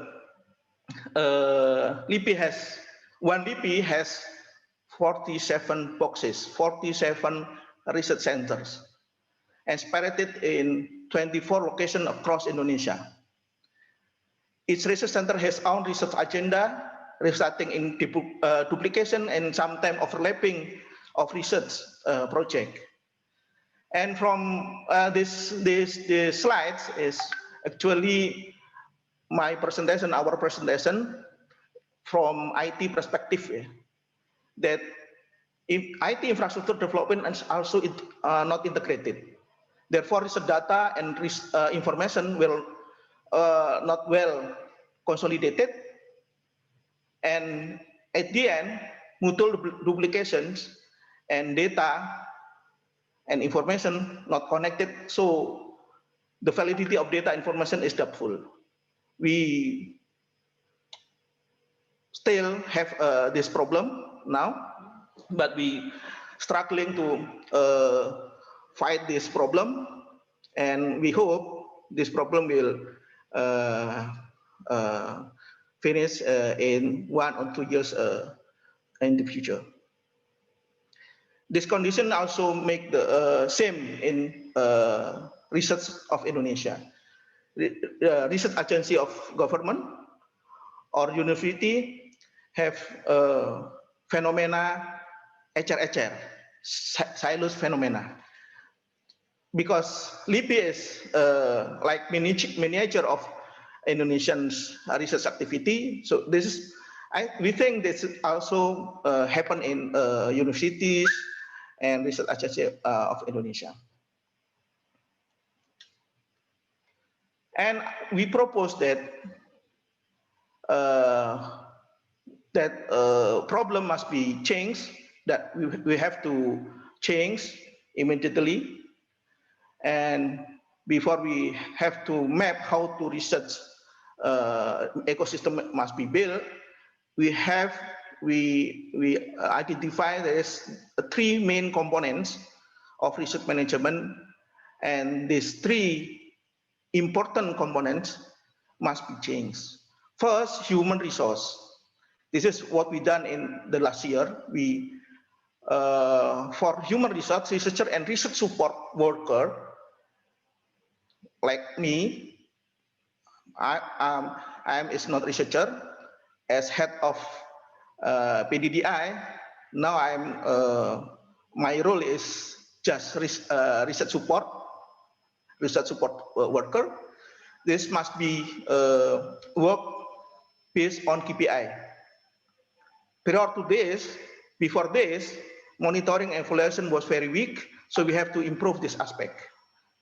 The second is for organization. We need to develop better administration management, centralized and area-based, not silos in research center.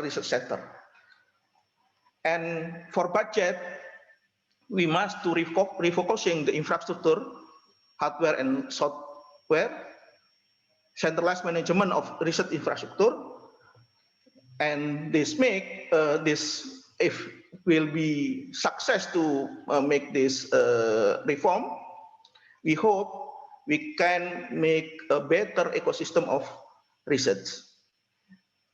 So we call it in this, Dr. Handoko said, we must make bureaucracy engineering. not bureaucracy. Sometimes we crazy because of this change, but we have to do this.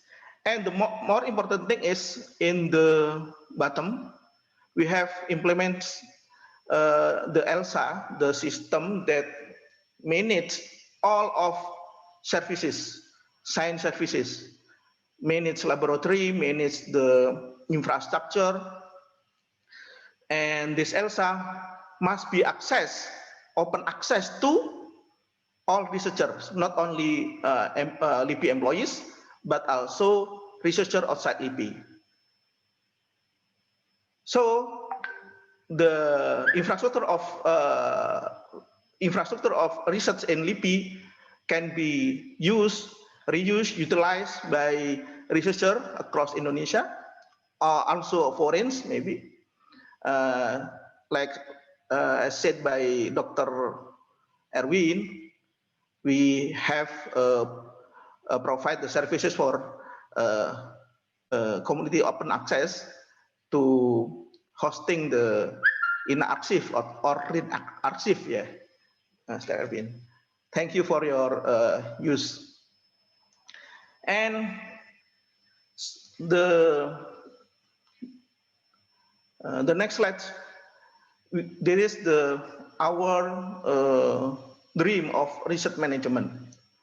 We hope this research might be integrated and sustained, have a strategy to make this happen. And LIPI, we hope, play a role as a collaboration hub. We must provide open infrastructure for the research in Indonesia. We must provide infrastructure not only for university, but also the private sector for free. This is our dream. And we have started this early. For example, for high performance computing, we have a laboratory of high performance computing. We opened this library, HPC. We opened since 2014. Yeah. If not I'm wrong, this 2014 we opened for all researchers in Indonesia. And the first infrastructure we open to public, this HPC is continuous with another infrastructure. The next is RIN. RIN we open from 2018, but launched in 2019. Yeah. Also, we open our cloud services for publisher, and we use hosting OJS for these publishers. So the publisher encouraged to open their publishing mechanism, the publishing articles with OJS, Open Journal System. We hosting about now until last month about 600 journals, 600 publishers. We already hosting from them, but the active journal is only about 400, 450, I think. Yeah. So the last since 2018 or early 2019, yeah, or early 2020, we open ELSA. In the bottom of this picture, we call it Science Services, ELSA. In Indonesia, Layanan Science, or in English, Science Services Electronic. So everyone can use our laboratory, can borrow our tools and laboratory to make doing research. And the last, we hope this infrastructure, this mechanism, this strategy can promote, can support the creative economy, development of creative economy in Indonesia. This history of digitalization of PDI-LIP, like explained by Dr. Handoko. We already actually have a repository initiative for research data started early in 20s, 2002, yeah, 2002, yeah. We have already started, but implementation only can be implemented last year, yeah, 2018 or 2019. This is the red line, and red line. This is the our history of how we implement, how we design and implement the digitalization, especially for repository for data.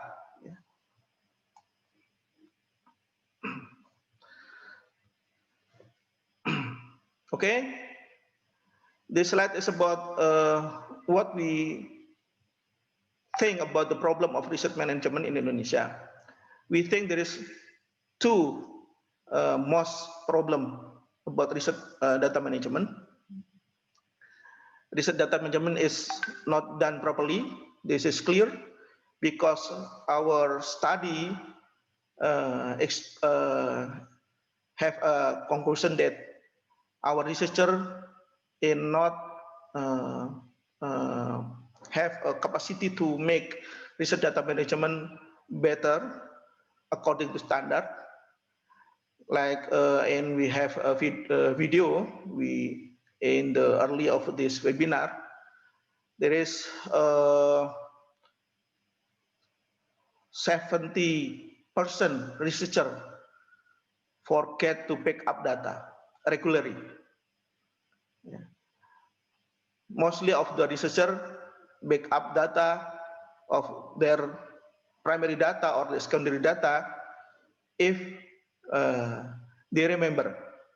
They wake up in the morning and they remember accidentally, and then they back up the data. But no standard, no procedure that regularly routine they must back up the data. Also, we don't have a single metadata catalog for research data. So our RIN is targeting this problem. We make RIN to make a single metadata catalog, so the researcher across Indonesia can search the data of the research data, so they can our ecosystem or research more efficient. Next, our strategy is we make two, bottom up and top down. The bottom up is we build awareness of importance of store and preserve data set, primary data sets among researcher and knowledge worker. This knowledge worker may be librarian, may be archive, may be curator, yeah? The curator of data or curator of collection in biodiversity fields. And second, top down, we establish regulation for documentation of all research activities, especially primary data and other outputs like publication and etc. Because one of the problem to this documentation is every institution, university, and research agency have their repository and not connected. We just waiting Google to index them so we can search the information. So we need more efficient, more integrated solution for this documentation. And finally, we have a regulation for this to tackle this problem. First regulation that LIPI has make is regulation of head of Indonesian Institute of Science, number 12, year 2019, by Mr. Handoko. This regulation is for scope in the LIPI and also government employees that has function position as a researcher. There is an article state that it is obligatory to save or preserve all scientific data and work from the result of research. Because LIPI has a role of supervisory agency for government employees with functional position as a researcher, so this regulation also impacts for them. It is obligatory to researcher to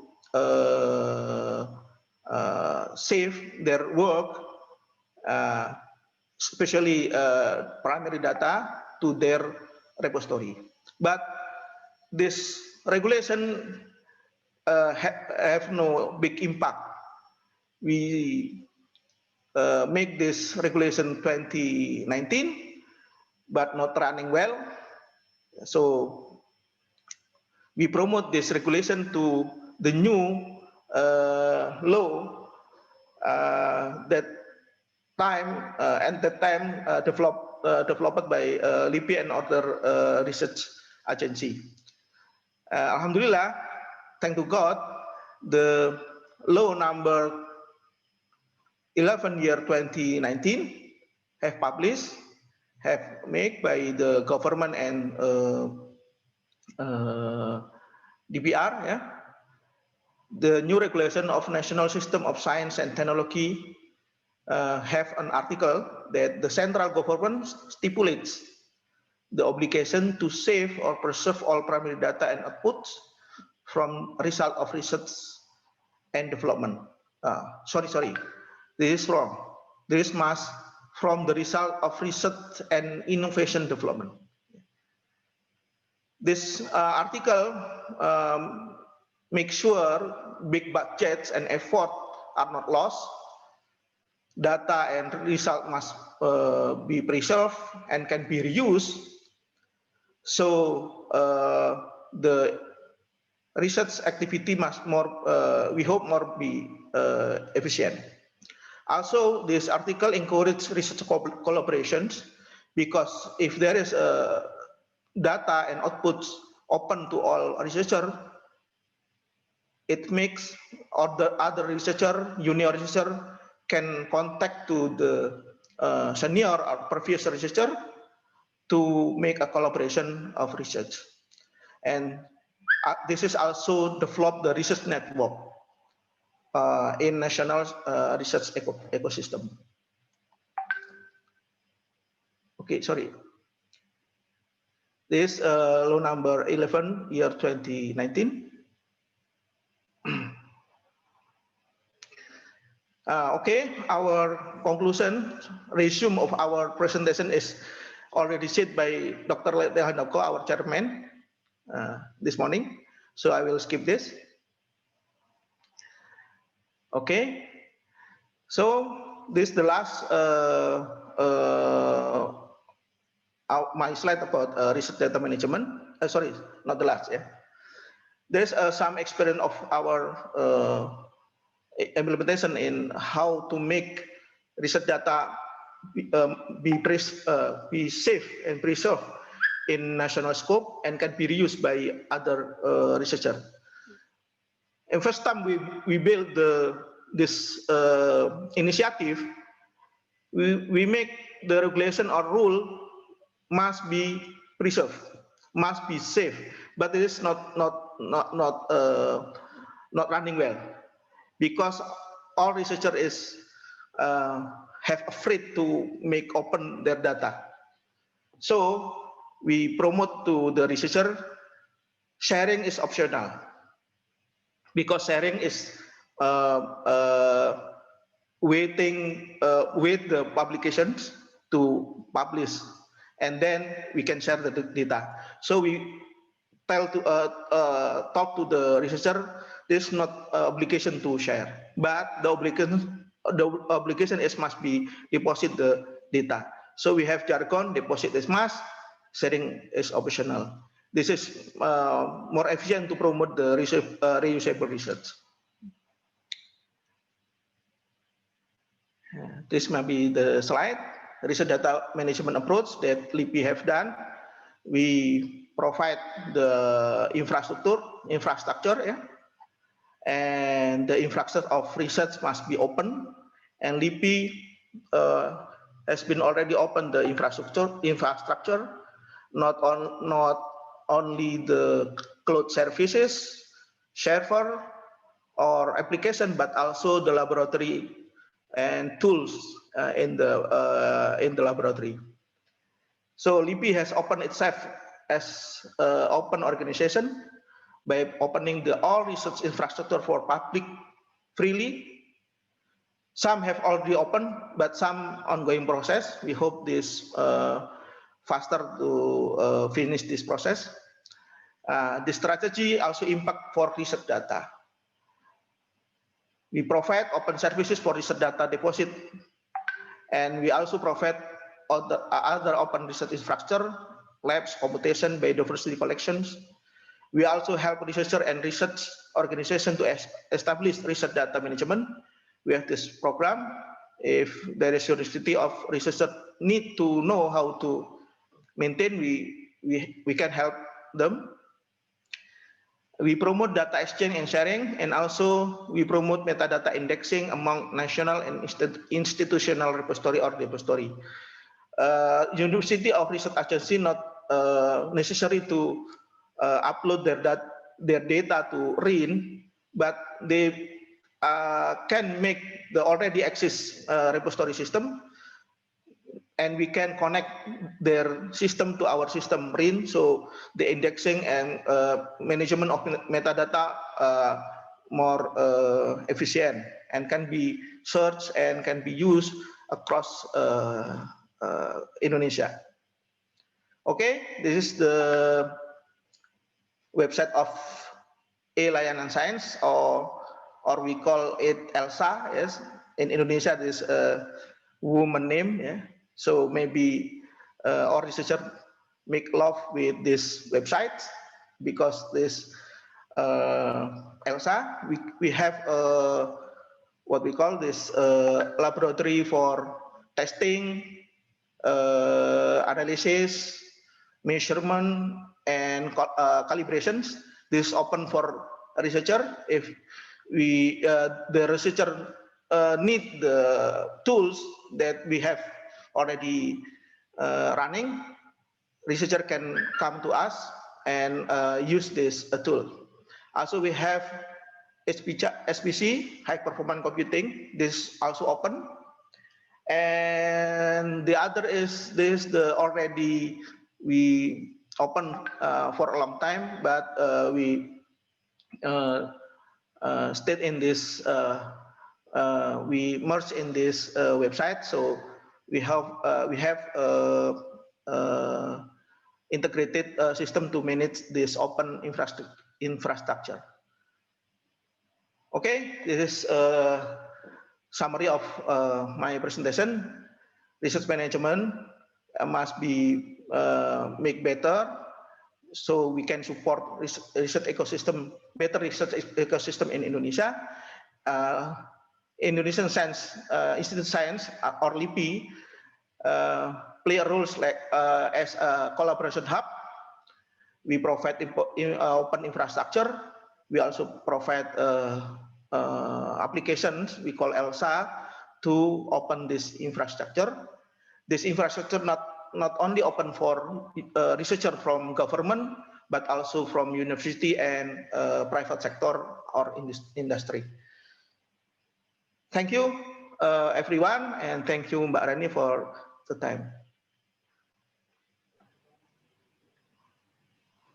Thank you for sharing with us, Mr. Hendro. I definitely agree with you that we, as research actor, need to upgrade our skill on data literacy and support the open science development in Indonesia. And Indonesian Institute of Sciences, or LIPI, has provided so many facilities to support Indonesian researchers in upgrading their skills and collaborative access. Well, if the audience has some question, and I know you do, because we have so many questions here and answer in the future Zoom, please deliver it into our Zoom Q&A. And For your additional information, after lunchtime, we will have a parallel session to see the presentation of accepted paper. The Zoom link will be informed better. Don't forget to also use hashtag HD2020 to promote our event. And I know that Mr. Dasaptarwin also already have used the hashtag one to the Twitters. So it will be more informative session to also see the social media one. Well, that's not all. Now for the surprise, we are going to Miss Hilary Hanahu. She is in the room now. Well, I will introduce her first. She was appointed as Secretary General of the Research Data Alliance, RDA, in February 2018. Her responsibilities include leadership of RDA membership, etc., and also have a high impact community of over 11,000 individual members from 145 countries worldwide, together with over 60 organizational members. Hilary is responsible for the financial and organizational sustainability of RDA on an international level and is the CEO of the RDA Foundation offices, Global and Europe. She works closely with the RDA Council and all governance boards and members of the RDA community. She is passionate about the work of Research Data Alliance and its vibrant volunteer community working to enable the open sharing and reuse of data. And it's an amazing responsibility and achievement.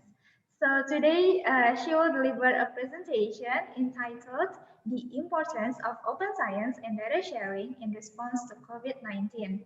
The presentation time will be given for 45 minutes. So Ms. Hilary, please, the time and screen is yours. Thank you. Thank you very much. So yes, it's indeed a great honor. I hope you can hear me well, as we didn't get I'm earlier than I was expected, but it is a great honor for me to speak to you all here today. And of course, I thank you for the invitation. I was very interested in the previous presentations. I hope that what I have to say to you puts it into a bit of perspective. And I will try to speak to you a little bit about how important open science is. I'll give you an example of how we responded to COVID-19, the contribution that the global community made.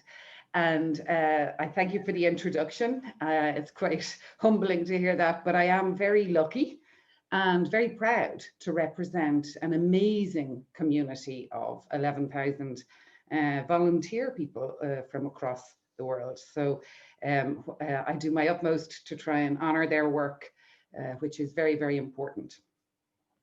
As Relina said, I will give you a little bit of an insight into open science on a high level. I've seen questions about what open science is. I'm not sure I can give the whole answers. I'll give you an overview of what the Research Data Alliance contribution to in the context of open science and the pandemic. And then a little overview of the Research Data Alliance, if you're interested, and how it's open to all and how you could join.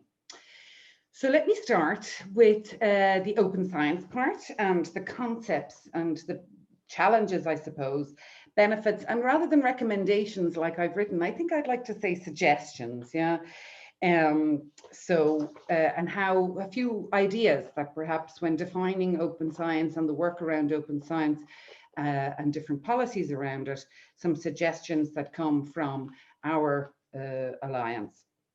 So the concept, of course, of open science it really does have many definitions. So I'd be interested to see who's going to answer the question on the chat about what is open science. It has different definitions. It does have different meanings to different stakeholders. But I think what's common and what's true is that there are some, founding concepts that you can say, irrespective of the definition that one wants to give to it. So the fact is that open science should allow and promote collaborative and collective work. it should ensure that scientific research, data, and the dissemination is accessible to all levels of society, and that means amateur and professional. Another important concept, I think, is that the knowledge that's generated should be transparent. It should be accessible and shared and developed through collaborative networks. And I think the concept of transparency is across both space and time. Yeah? Now, we know that there aren't, I've heard earlier about the many challenges. So there are challenges to open science, of course, but nothing in life is easy, as we know. So, I mean, I have highlighted 6 here. The social and cultural one, which is mainly, but not only, I think, from the researcher perspective, if you like, and maybe it's the lack of the awareness more than anything of the benefits and the importance of opening up research. Yeah, so it's not always a reluctance to do so. Sometimes it's that, but often it's a lack of awareness. And the difficulty in changing the workflows and changing practices that have been with you since perhaps the beginning, or how things started. There are technical barriers. We hear many times about the technical barriers, and even though we live in a technical and a digital world, it's amazing and astounding to think that there are still technical barriers. But it's not just, in fact, the technology, but also the access and the ease to which researchers can access these infrastructures and these open science infrastructures. Of course, there's a political challenge. We need global commitment to open science, and it needs to be integrated into government's agendas. There need to be clear policies for all, from an organizational perspective to an individual perspective. And of course, that goes hand in hand with the resources that are required to, to manage, shall we say, and to open science. There are significant investments to be made in the from an economic perspective, but there are also many benefits from opening it. So while sometimes the barrier is financial or economic, sometimes the investment is required at the beginning for you to see the return on the investment later on. The organization itself will need to be open and ready to embrace open science, because that's where most of the research is done. So while the open science agendas and strategies can be written, the organizations themselves need to embrace and get ready for that. And of course, illegal, we heard about it, there are barriers. We understand about the legal and the IPR, the commercial interests and things like that, and a clear set of guidelines for data and other outputs of research are required. And full disclosure, I don't have the answers to all of them, but they are the challenges. But there are also many benefits. So I'm going to try and stay on the upside of this and say there are many benefits. I just take 3 there. There are what I like to call individual benefits. So, by collaborating, scientists can extend their intellectual reach. You can tackle more complex problems, and you can step out of the confines of your disciplines. And that's important, the interdisciplinary perspective also on open science and the opportunities and avenues that it opens up.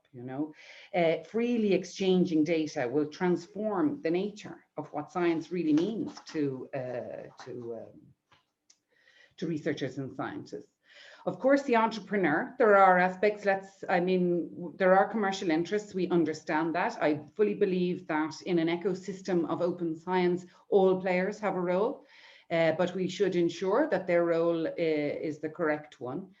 And open data is a source of inspiration for new products and new services. So if we can safeguard the intellectual property around that, there are also benefits for the entrepreneurs. And citizens, let's remember that scientists and researchers love their work, but they also do this hopefully, for a grander vision, for you know, to improve, to allow the world to benefit, to make new scientific discoveries. And all people will benefit from products and services that are developed around open data and sharing. Yeah, and that can in either a direct or an indirect benefit. In terms of societal benefits, because of course funders and decision makers and policy makers also, you know, they're investing money. What's the return? Well, of course, there's no doubt, it seems obvious, but that data actually has more value if it's shared and used than if it's hidden and unused. And that will create jobs and spur growth. It also, you know, you can boost research productivity and creativity by opening data and sharing data. Yeah, and you can help citizens and engage with citizens, but because they will understand better what is done with the public research funding, and also in their name, with the taxpayers, as we say, money, and what also they themselves can provide insight. We know a lot about citizen science, though I won't be going into that today. So there are costs, of course. We talked about the economic, you know, investment that's required into sharing data. But remember that actually there's a high cost to not sharing data. It's very hard to estimate it, but we know that there's a cost of not sharing. And I will give you a European example. I'm sorry, I don't have an Indonesian one. But in a recent report, they found that the cost of the sharing and better research data management would save 10.2 billion euro per year. And then on top of that, they estimate another 16 billion of added value by the innovation that's generated from opening and sharing the data. Okay, so there are costs to it, but there are costs to not sharing and not opening data. Yeah? So as I said, a few suggestions, you know, around, so I won't call them recommendations because we can, there are many things that can be done, but I give you a few suggestions that are relevant, if you like, to the Research Data Alliance and perhaps the data aspect. So what require a data management plan, yeah, and show that it's being implemented. You want to let researchers around the globe gather and store and manage and share and reuse and reinterpret and reanalyze each other's data, yeah, in a correct, don't get me wrong, in a correct way. And every country should have an open science plan that allows that to happen, that provides the tools and the skills and the infrastructure and the funding to take part. You know? It's a global challenge, yeah? So everyone should do that. Another important thing is, of course, data literacy. Yes, and that doesn't just start, by the way, with the scientist. It's not just the scientist's problem. And we talked about the cultural barriers and the cultural change and the mindset change. But embracing these new possibilities of open science, it requires training and cultural education, both with the universities and the research institutions. No? But data science is a very important field in its own right. Yeah? And data should be embedded in all curricula. And in a wonderful ideal world, that would be from the primary school right the way up to the postdoctoral program. It wouldn't just be something that happens in undergraduate and postdoctoral programs, you know. So funding programs should, going forward, always include a component of training and skills, yes, because we hear the statistics about researchers and scientists who are asked to open their data and to share their data to achieve this open science ambition. And yet they spend 80% of their time wrangling with data, yeah, trying to structure it. So that's a bit unfair. So we also need to improve the number of data scientists as well as the data literacy. Yeah. Of course, there is the incentives and the grants for data sharing. A lot of people, we talk about a carrot and a stick, but many people they won't act without incentives. Yes, as you said before, take the scientists. They're busy with their work, their research, their experiments, and oh, now I have to structure where am I going to put my data in? What's the metadata required for this, and how is all this done? But so we need incentives and grants for data sharing, yeah, and coupled with the training. They should reflect the growing importance of data sharing. Funding programs should, as I said before, I can't emphasize that enough, yes.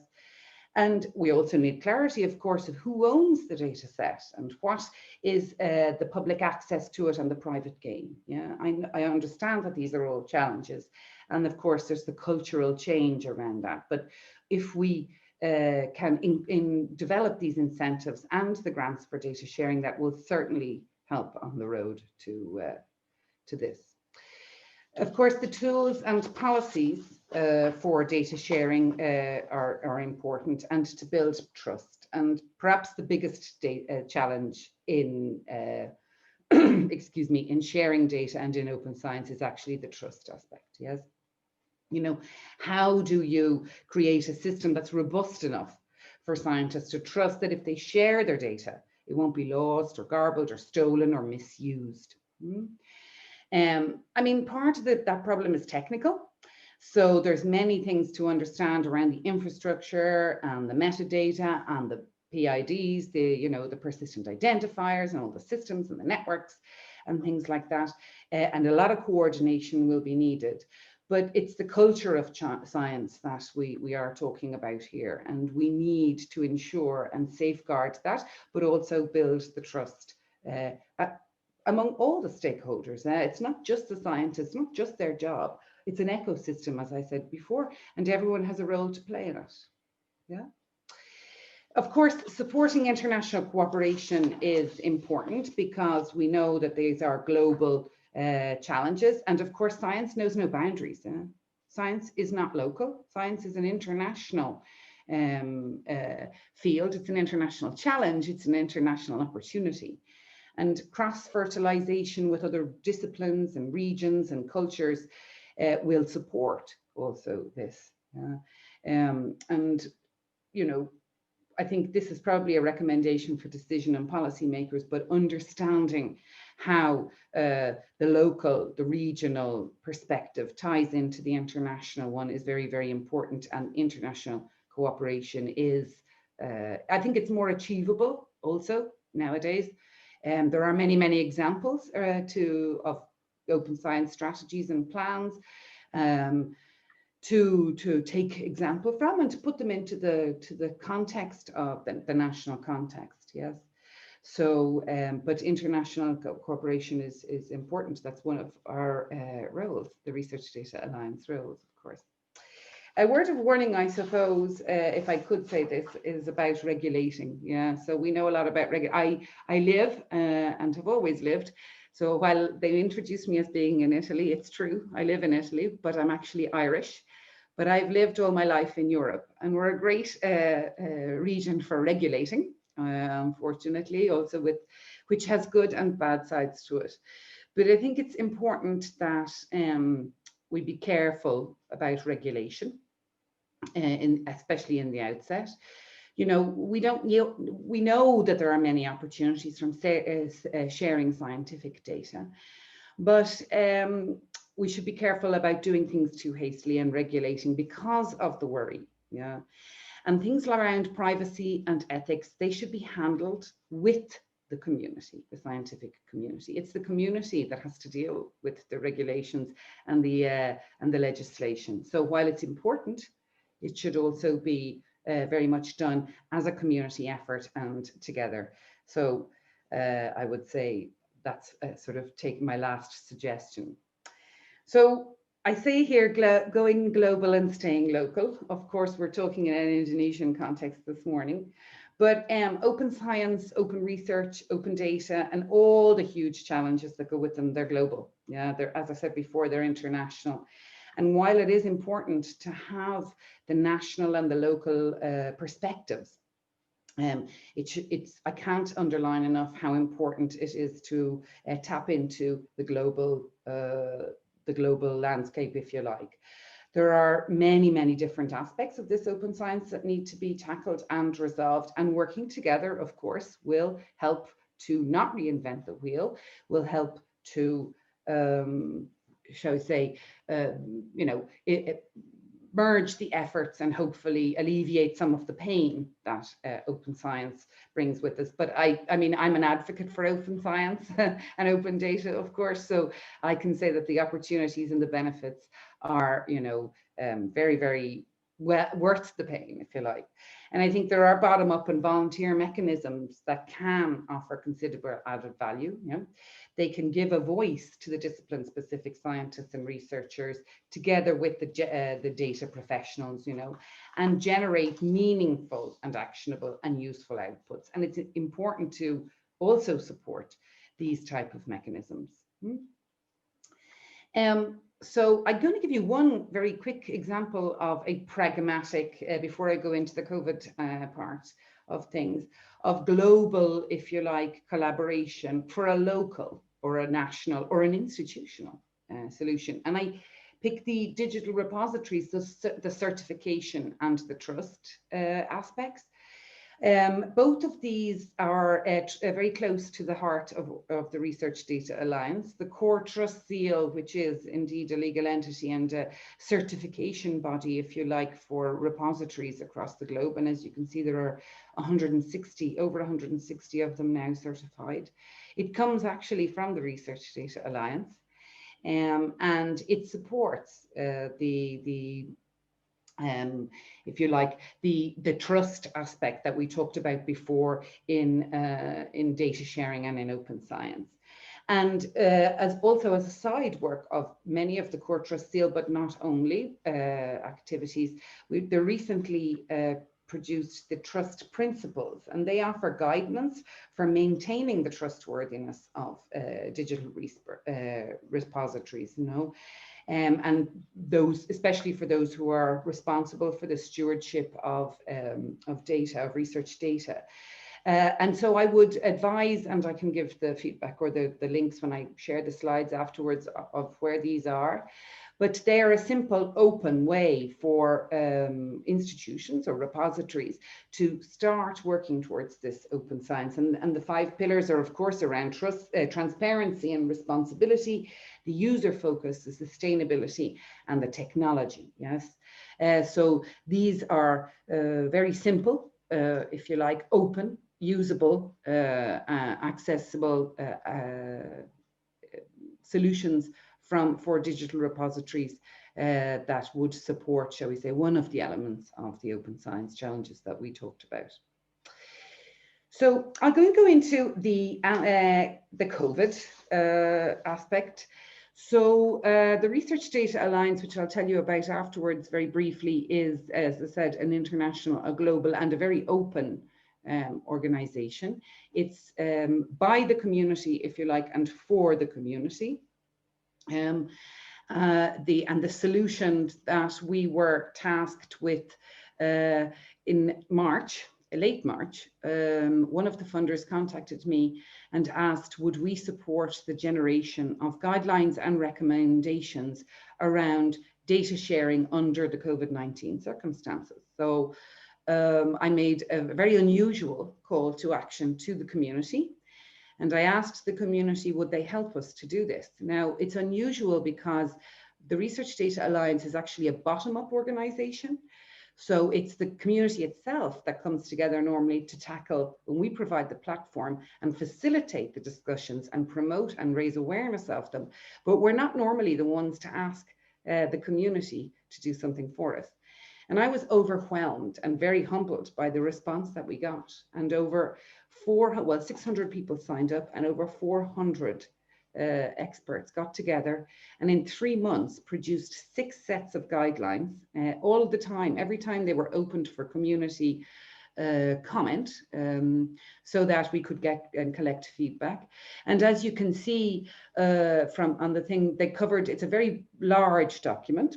I want to give it to you, by the way, as an example of how we work, but also perhaps if for any of you who are working with COVID or even infectious diseases or health data, I would advise you to have a look and maybe dip into the guidelines and documentations. It's quite a lengthy document, and the DOI is there on the slide for you. But it covered clinical, omics, epidemiology, and social sciences areas, if you like, research areas and themes, and then had these sort of overarching areas of community, research software, the legal and ethical considerations, and of course, Indigenous data guidelines. We have a very strong connection with the Global Indigenous Data Alliance, which was formed, I'm very proud to say, within RDA, and has now broken off to be an alliance like our own, focusing on Indigenous data. That's very important. And we in this rather large document with many, many different areas, we came, the experts came up with both guidelines, which were aimed really at the researchers, the data stewards, software engineers, and public health officials, and then recommendations for policymakers, publishers, and infrastructure providers. So a lot in one document. It's very hard to do that, but you know, something was done, and we hope that we can actually, the work has not stopped yet, but we are continuing it on. So what are the challenges that were being faced? What did these experts, these 400 experts, say at the end of the day with the challenges that they were facing? And we know in public health emergencies, and unfortunately we're all understanding even more in the COVID time, in particularly under this pandemic, is that it's fundamental that actually the data is shared in both a timely and an accurate manner. And that's pretty complex. How do you ensure timeliness and precision, you know, accuracy and quality? So there's a trade-off there, I think. It's coupled with the harmonization of many diverse data infrastructures, yeah? So it's really imperative to share early and often. And I hope we all recognize that open research data is actually a key component to preparedness and response, yeah? But to make the most of these global research efforts, I think the findings and the data need to be shared equally rapidly, but in a way that's useful and comprehensible. And that's another challenge, yeah, it's the trade-off, as I said, between the speed of the data collection and the accuracy and the time. One of the things that the experts came out with was that there's, of course, a clear lack of pre-approved data sharing agreements, and some archaic information systems, they are actually hindering the rapid data detection of the threats and the development of the response. And while the research and the data appears to be abundant, there's no universally adopted system or standard for collecting, documenting, and disseminating the outputs and the research outputs from COVID. And interestingly, I was on a discussion panel yesterday with publishers, and they were talking about actually, and we won't go into the publisher discussion, but how interestingly, when they started to collect and make available papers and things, that actually in the very beginning, the terminology around COVID changed about 4 or 5 or 6 or 7 times, you know? So, I mean, clearly nobody was prepared for this, but what we would like is that we can build, we must learn from this lesson, yes? And it should be an example. And I think we're breaking down silos that exist, but if we don't learn and we don't use this as an example, then I think we've a really lost opportunity, yeah? Of course, there is an aspect of not being able to reuse data, yeah, or the research outputs in different communities. So this interoperability aspect, if they haven't been documented or contextualized or even appropriately licensed, yeah. So, of course, many, many challenges. Now, they came out with sort of 13 key recommendations, and then there are very specific recommendations for each of the areas and guidelines. I'll only pick a couple of these. So to show you, just to give you an example.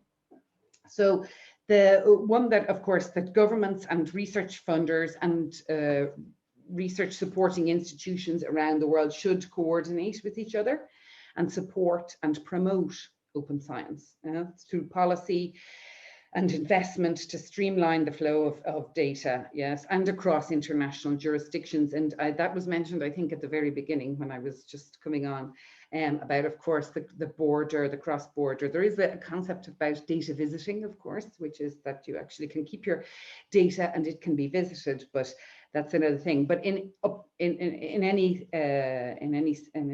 way, we still need to ensure that there is this cross jurisdictional efforts to foster it, you know, the global science. And while we all know about the importance of FAIR, we do need, and FAIR is, for those of you who don't know, but I think it's the only time I'm going to mention it, interestingly, is, you know, the findability, the accessibility, the interoperability, and the reusability of data.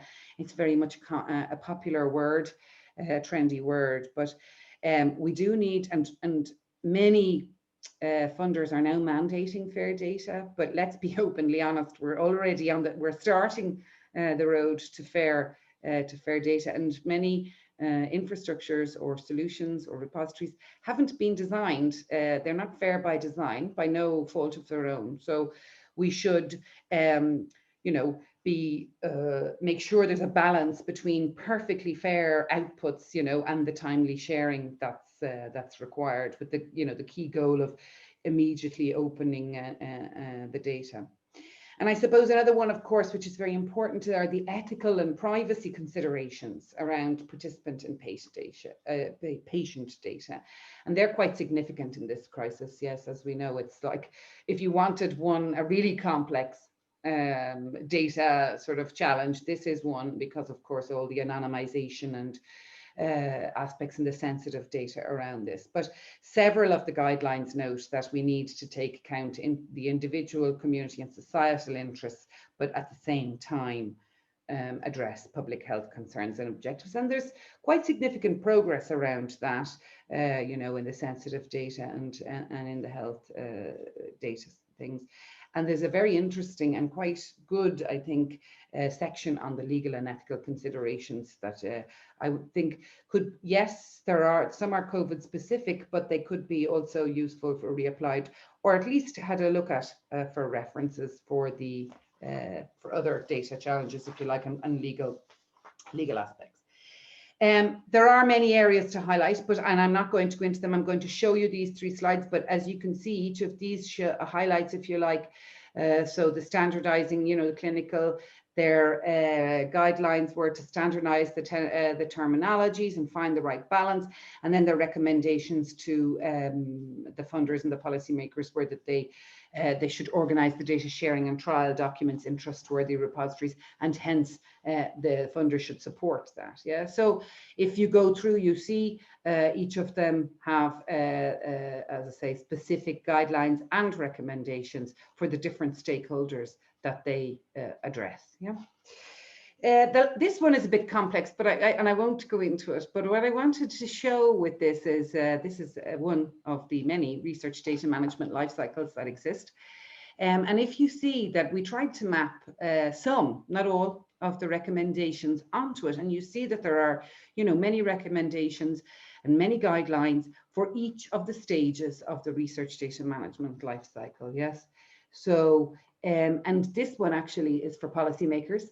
It's one we defined when we were doing some work with OECD, but of course you could map it. So what I want to say is that there are, you know, it's these guidelines are useful, if you like, for many stakeholders, and we are working on a navigation and a decision tree tool, in fact, to support this.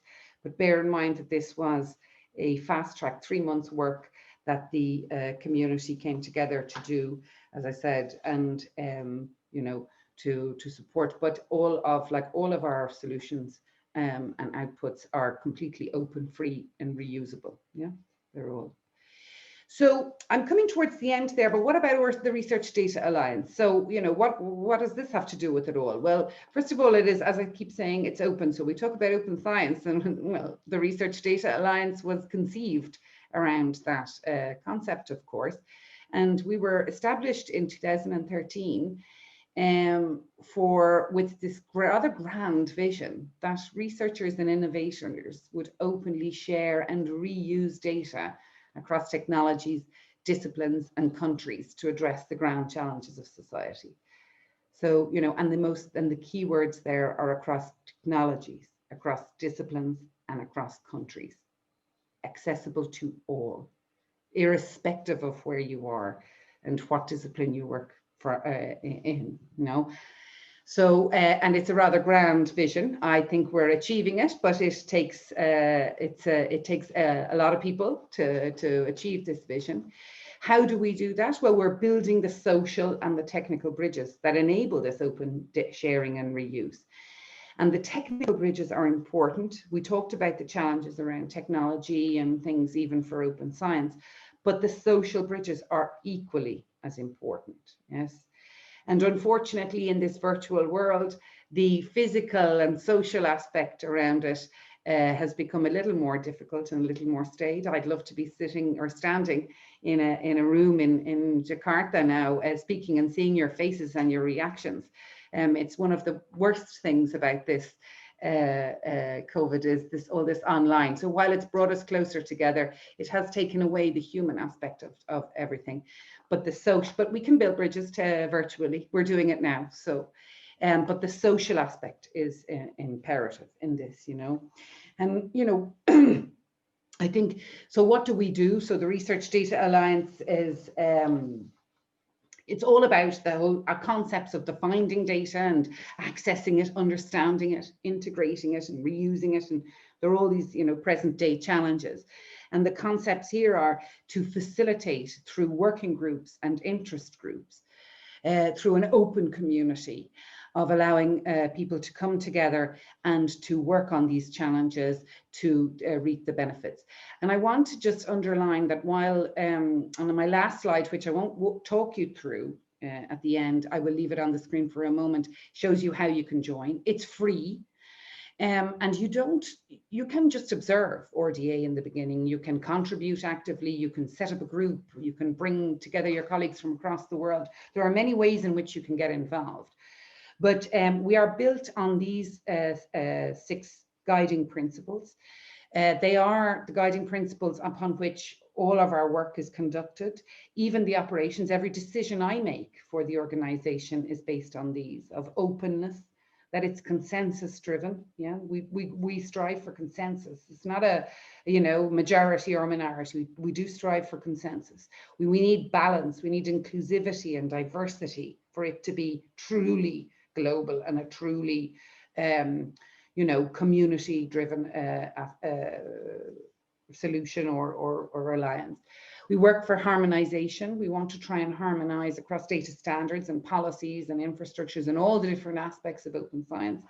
It should be community driven, and of course it's non-profit and there's no technology lock-in. And that one is important in the sense that we don't promote or endorse or sell commercial products.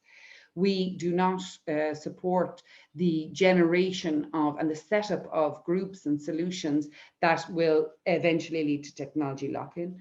However, it's important to understand that, of course, our solutions and the outputs are there to be built upon in the same concept as open source is. So they're open to all. And if there are commercial solutions that can be built on that, that's fine. But we don't promote that from the get-go, if you like. As I said, it's a global and at the moment very much virtual community. It was conceived to allow data professionals to, and all the discipline and scientists and researchers, but particularly data professionals and information professionals and information managers to collaborate no matter where you are in the world. And we provide access to these over 95 working and interest groups and all things relative to data as much as we can, and updates and irrespective of somebody's location. I'm going to finish with this African proverb, which I love very much. And I have to say that I think all the members of the Research Data Alliance hear it a lot when they hear me speak. I'm a big believer in collaboration and cooperation. Therefore I'm probably in a very good job because that's what we do. And I think we can, you know, we can work together to achieve amazing things. Open science can be achieved. It's a long road, but we can do that road, but we must do it together. And they say in Africa, if you want to go fast, you go alone. But if you want to go far, you go together.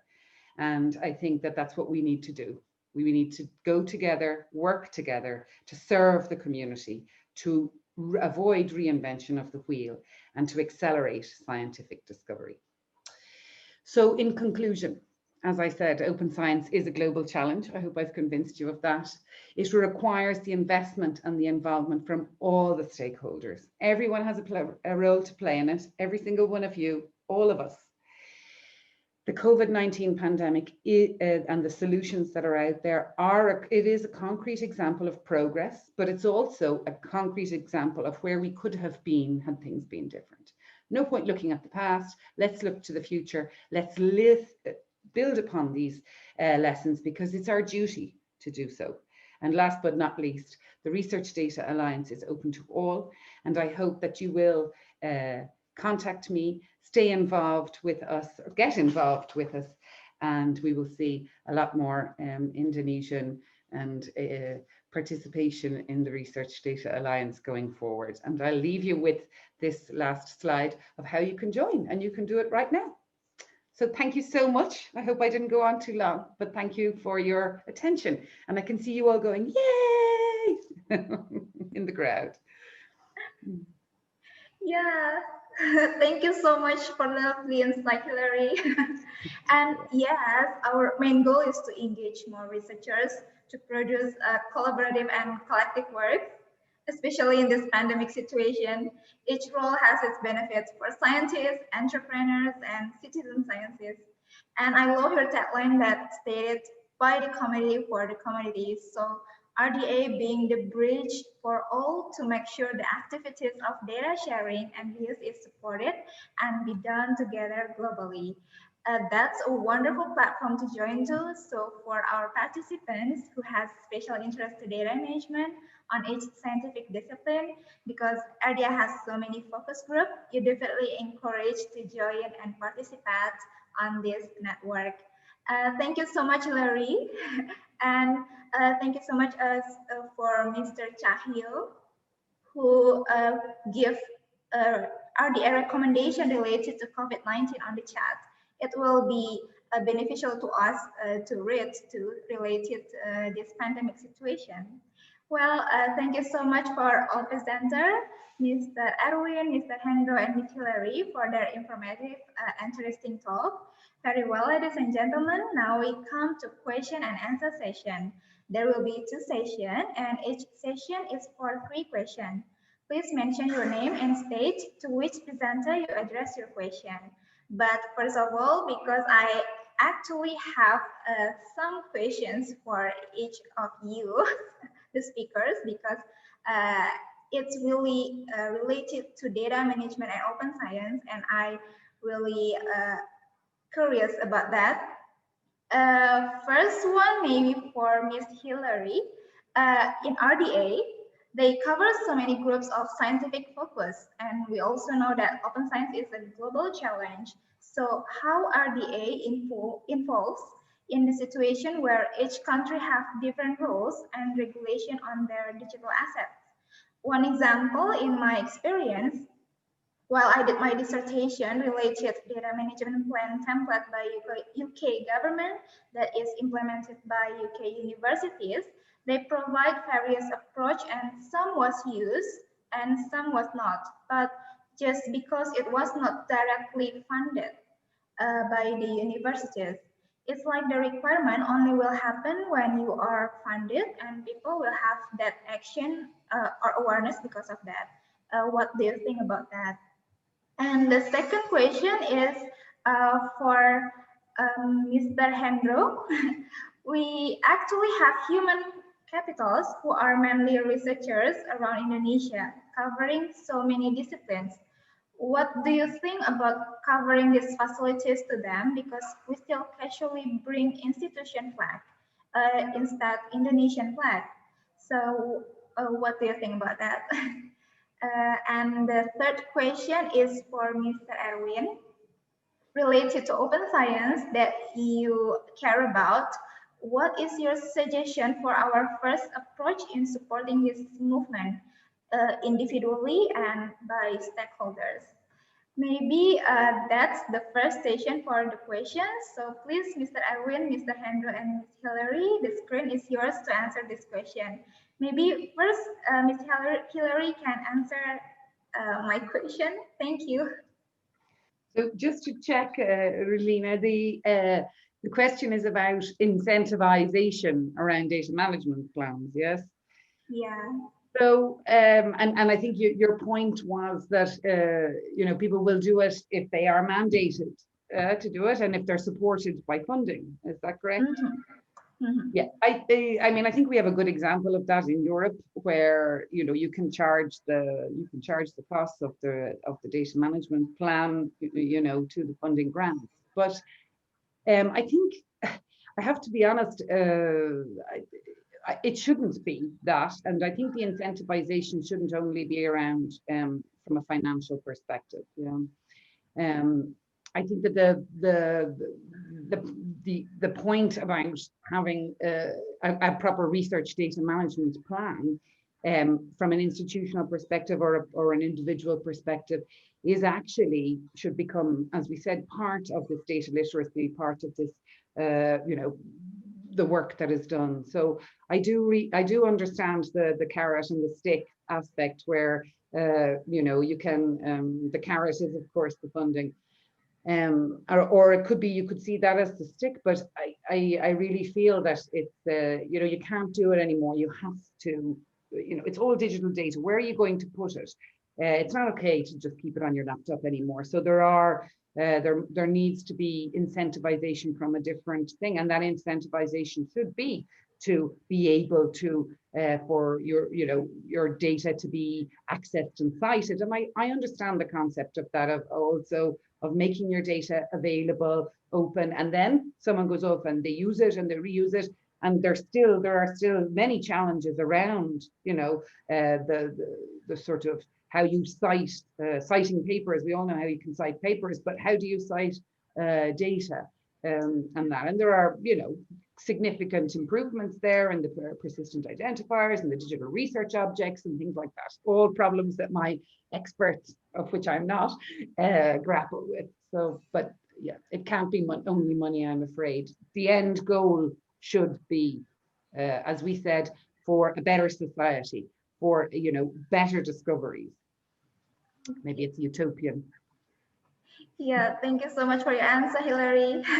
And yeah, I really agree that when there is the mandate, we also need to realize that it's data management skills that we need to know and have. So it's for the science for all that we need to care about. Thank you so much, Hillary. And for the second question, maybe Mr. Hendro, could you please answer it? Thank you. Thank you, Mbak Reni. The question is, how about the broad spectrum of field in the research? Is it true? Yes. We can choose one field that must be important from another. So we have to support all the field. So in the LIPI, we have technical, we have social, humanitarian, and we have biology, biodiversity. We must support all of this field research for the data preservation. So we can choose one from another. Indeed, we have we promote the multidisciplinary research. So we promote the researcher can collaboration with far away fields from their fields, especially in the pandemic this situation. COVID-19 is the best example that researchers from abroad studies, broad disciplines come together to tackle this problem. Especially in PDDI, we have recently joined to consortium, National Health Consortium in Indonesia, and this first when we invite to this consortium, we surprised because we are in the field of computing information, but why the consortium invite us in this social humaniora consortium. But when we join, we find that we can work together and we can support each other, and we support from our expertise to tackle this problem together. So there's no we must support all the field, all the discipline in the data management. I think. Thank you. Yeah, thank you so much, Mr. Hendro. Yeah, actually, I know for sure that how we can facilitate researchers around Indonesia while so many disciplines covered and so many wide data that will be covered by us in our national scientific repository in Indonesia. Yeah. So that's going to be a huge project or program to make them realize the importance of data in research data. So thank you so much for your answer, Mr. Hendro. And the next one is for Mr. Erwin. I really want to know how your suggestion about how we as individual can actually do the open science and really care about the open science in general in Indonesia, especially. Please answer it. Thank you. Okay, thank you, Reni, Mbak Reni. My suggestion would be clearly stated on my t-shirt. So we should teach all metric-based measurement if you have the power. See, if you don't have the power, you should consider that you have always two options, right? The drawing I shown to you previously. So this is the administrative way, the ones that administration wants you to do, and then the right way is the most important thing that you have to do, right? You can still do both, right? Publish in high impact factors journals, right? Go chase those numbers if you like, but the main thing is also please share your knowledge into a common environment, right? We all do. We all have this infrastructure, right? Institutional repositories, RIN to share data, and then also popular media, right? Newspapers, online newspapers, to share your ideas, to widen your outreach. So it's not going to be only scientists who read your results, right? Because there's no normal people reads academic journal, right? Normal people reads magazines, right? So your option is to do both. I think it's not going to kill anybody, right? The problem here in Indonesia is we only show how prestigious we are, but we don't share the knowledge to common people, right? So I think that's my healthy suggestion to all of you. don't just read my t-shirt. Don't do that. Thank you. Yeah, thank you, Mr. Erwin, for your insight. And yeah, I really agree with you. This when we can do both, we can just produce articles, research outputs, and also share the data to the open data platform. So in Indonesia, maybe researchers can also use RIN and to make sure that at least it is deposited and preserved as it is actually funded by government, Indonesian government. Thank you so much, Mr. Erwin, for your answer. And actually, I saw that the Q&A answer is actually already answered by our keynote speakers here, but mostly are for Miss Hillary. I want to ask you from Mr. Erwin, actually asking you, that how can we change the conventional merit-based measurement that clearly not in favor of dissemination of science? Maybe Mr. Erwin, can you collaborate more if you want to? Yeah, I precisely point out about our regulation, right? Our regulations and also the similar regulations that runs in other countries. About we only, the regulation only see the tail part, right? The outputs, right? The end product, not really see the whole process, right? That's why RIN is not grow very fast, right, Pak Hendro? Because everyone is only thinking about publishing it to some journals, but the data stays in the drawer, right? And also how, yeah. Can you have, do you have any examples, how, real example, how can we change that, Hilary? Thank you. Okay. So the merit-based measurement, yeah, that's what you're asking me about. Oh, gosh, I know there's work going on. So we have a few groups. One being the sharing rewards and credits, interest group, which is a large discussion around how indeed this can be, changed. I think that's it's a, I don't know how far back this merit-based measurement goes, but it's quite significant. I do honestly believe that there was a lot of traditionally, if you like, the papers and the impact. Of course, you discuss the impact factor, but publications and things.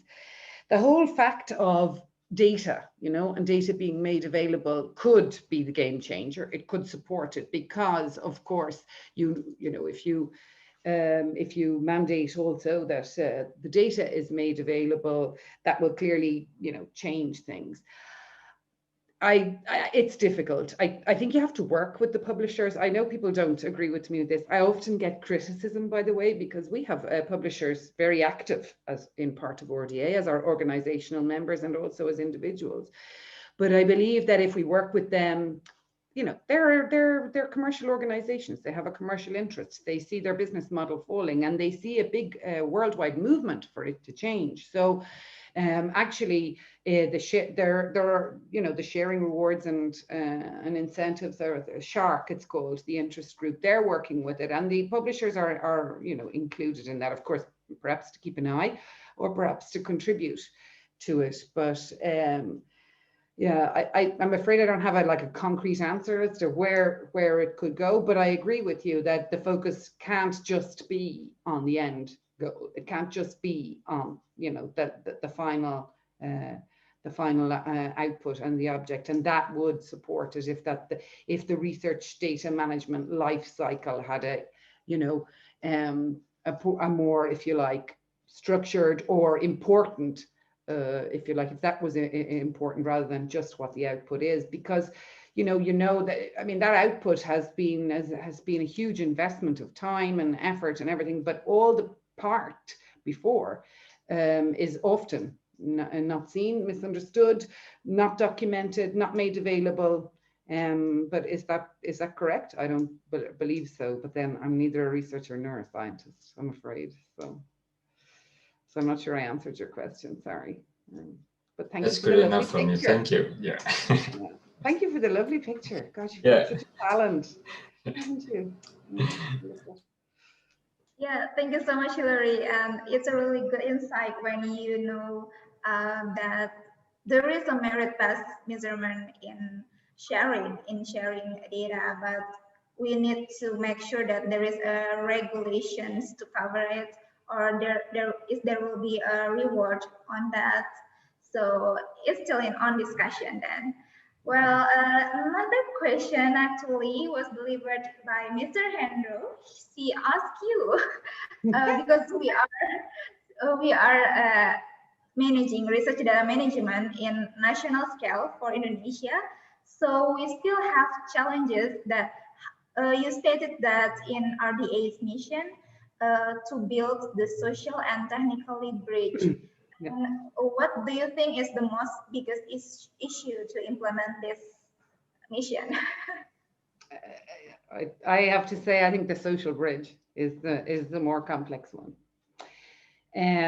Technical, there's technical evolutions every day. There are, I'm not saying we have the solutions there, but it's the culture change. And I again, I mentioned it at the beginning, the concept that the fear of sharing data or opening your data, but actually as also the lack of awareness. I also believe it's that you can't only blame people and say, oh, but I want to, they just want to keep their data. I think there's a lack of awareness of what the benefits are. And I think that the social barriers actually are also among, policymakers and decision makers and all of the players themselves. Everyone has their reason. Publishers, oh, well, I won't make money anymore if I change my model.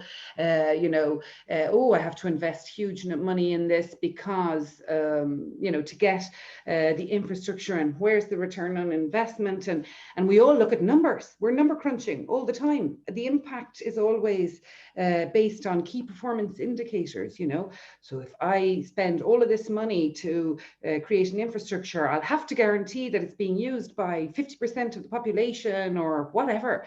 But that's not, always the case, and you can't always measure the impact and the tangible benefits in such, a simple way with a number. And we grapple with that all the time. People can say to me, but, what was the impact of the COVID work? I said, well, I don't know, because it's too early to tell, because I don't know if it can be reapplied, because I know it's been useful.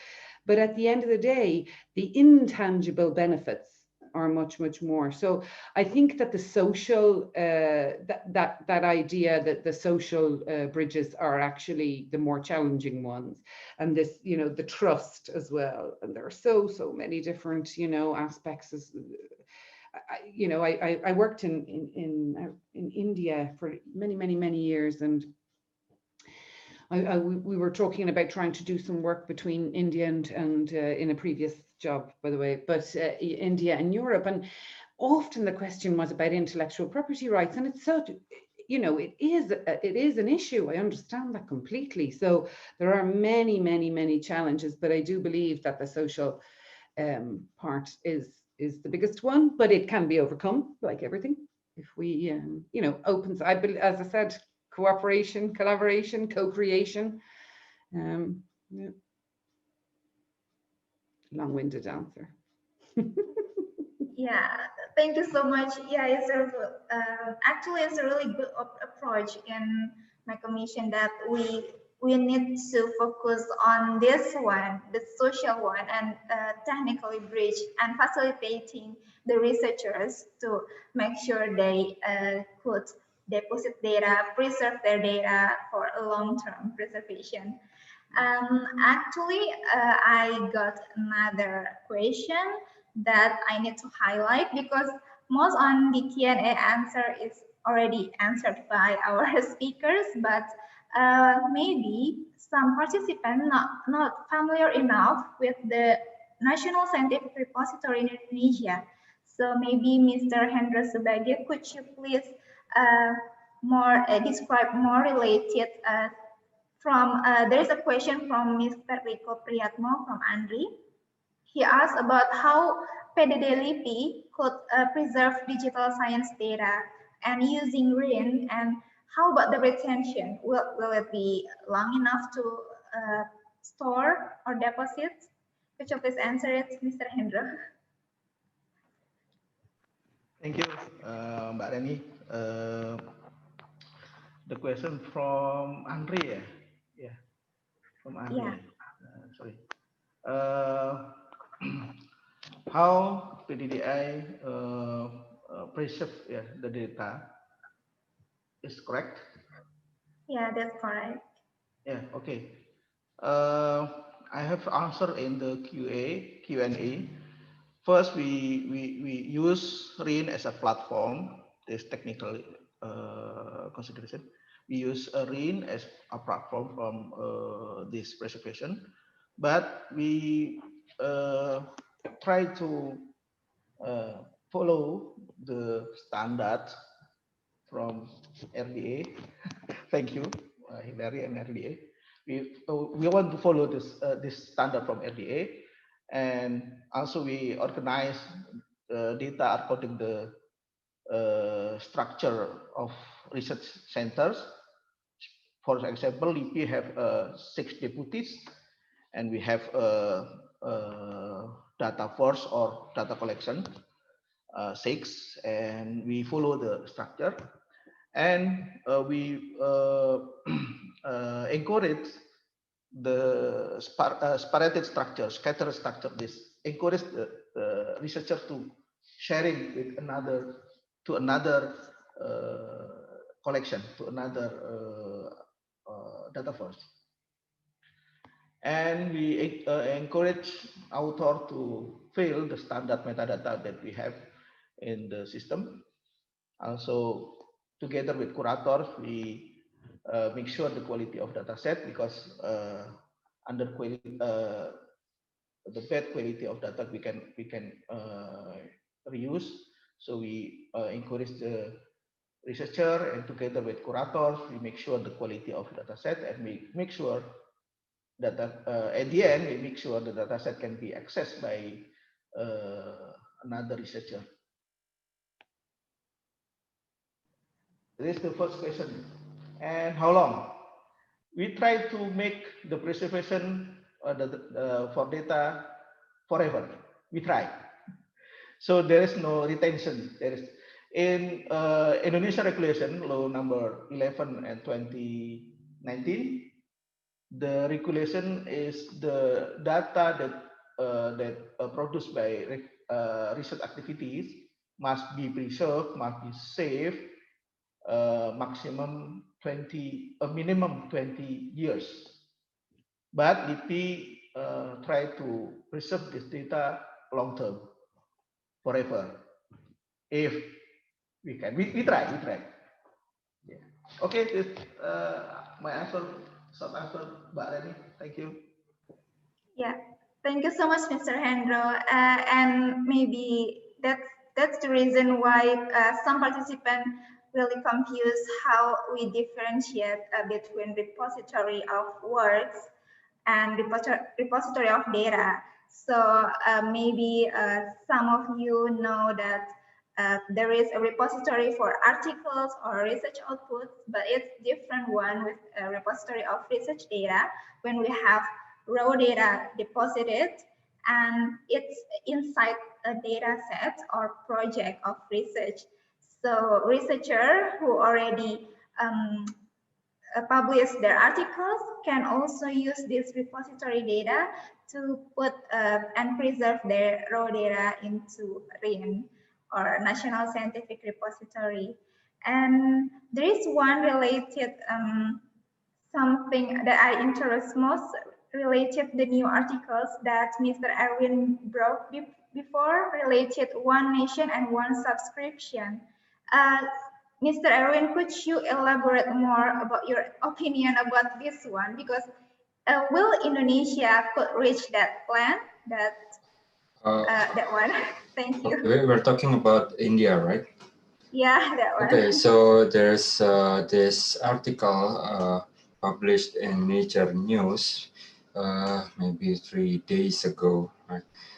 It says that India government plan to make a negotiation with big publishers for a bundle price, right, for one nation, a nationwide subscription, which is in my opinion, and with the open access advocates from India opinion, is it's always two sides of the coin, right? The one side is the government try to make the all science which previously locked up to be open, but on the other side, it's always an opinion that how can we maintain such a plan involving a billion rupees, right? I think it's equivalent to 200 millions US dollar. I don't think any South Asian country or south part of the Asian country has that budget with a sustainable manner. So what if we can maximize what we have, right? India have their own open access platform. Indonesia also have, we are the number of open access journal in Indonesia is #1, right, in DOAG. So people in the Western world would be envy with us if they know that we have all the open access journals, and most of them is operating in non-profit and funded by the government. So India also have to, right? Why don't they or we maximize those potential? Right. Of course, we need also have a good network with researchers in other part of the globe, right? To handle the peer review, handle communication, handle discussion. But the main thing is the venue for publications. It's nowadays you can publish everywhere, right? You can publish instantly in your blog, in your the most different, the most important difference is about the peer review, right? And now peer review is always initiated by journals. I think it's wrong. And you can also initiate your own peer review outside of the journal, right? You have friends, you have emails, you have YouTube, you have Instagram, you have all kinds of tools to share your manuscript prior to publish in a journal, right? How can we use those benefits and then put journal publishing as the very end point, right? It's just about it's about a piece of paper being published in some kind of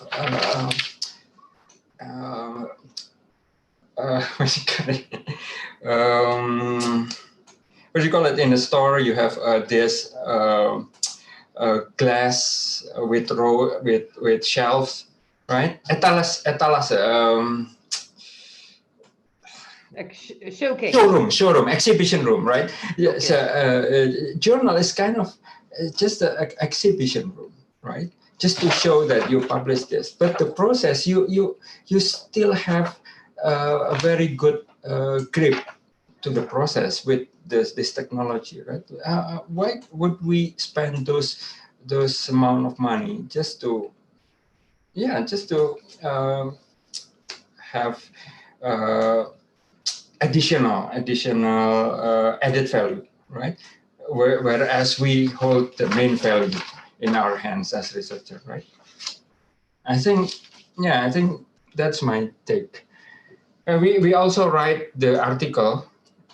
We also drafting the article in response to what we have in India.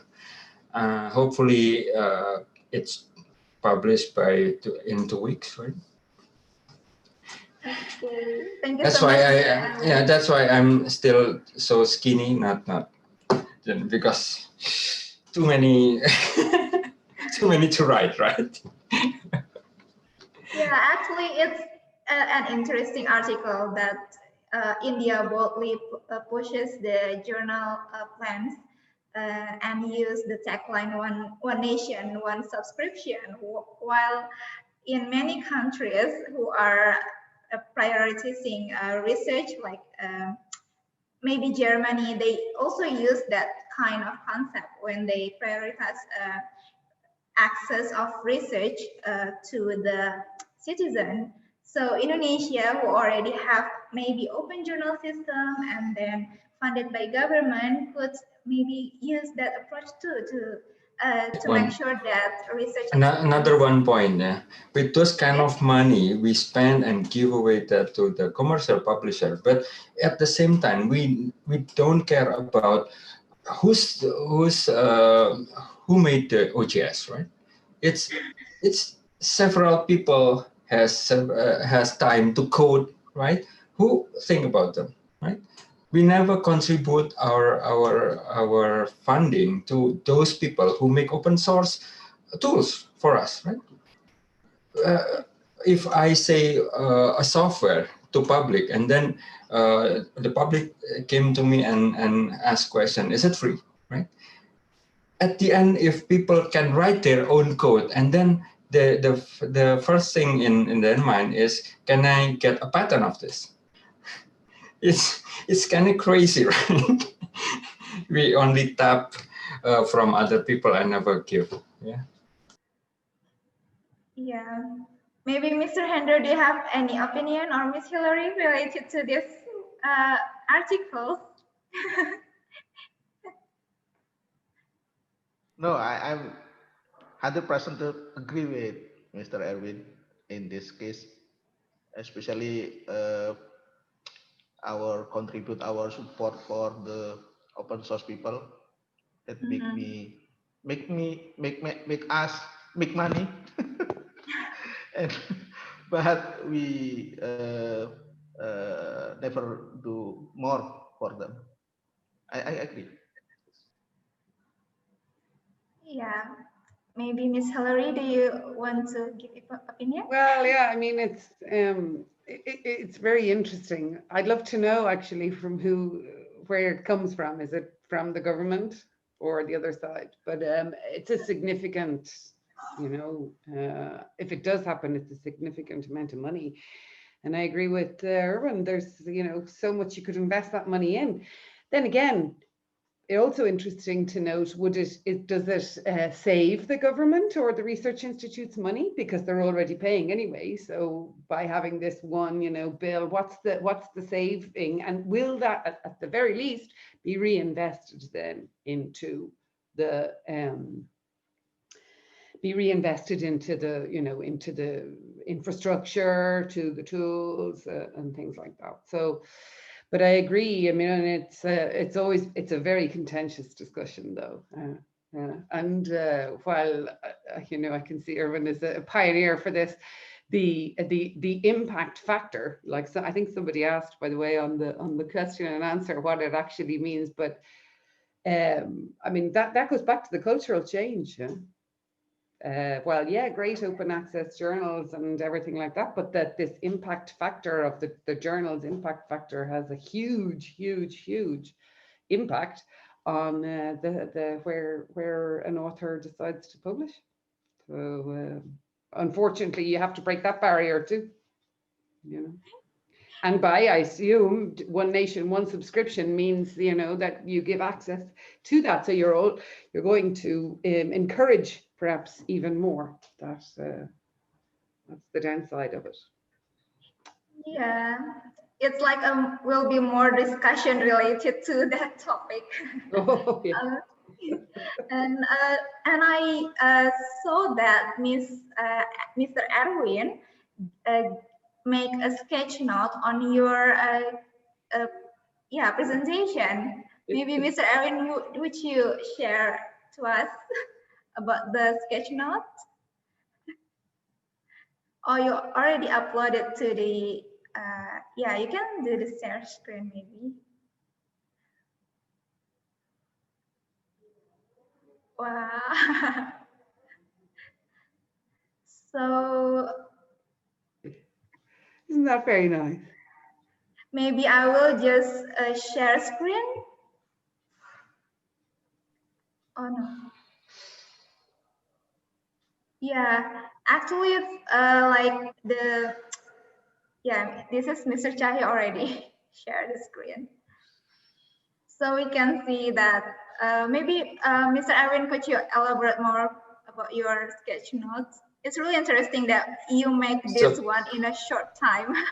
So I was interested with what Hillary said, that we need a clear policy from the government, right, to move open science forward, or maybe it's just science forward, right? So I made this windshield of a car and then this wiper, so everything is going bad, and the one part is, the clear part is this one, right?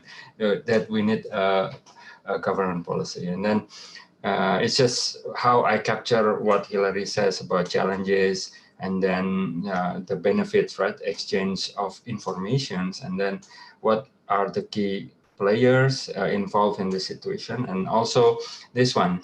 It's always a very dynamic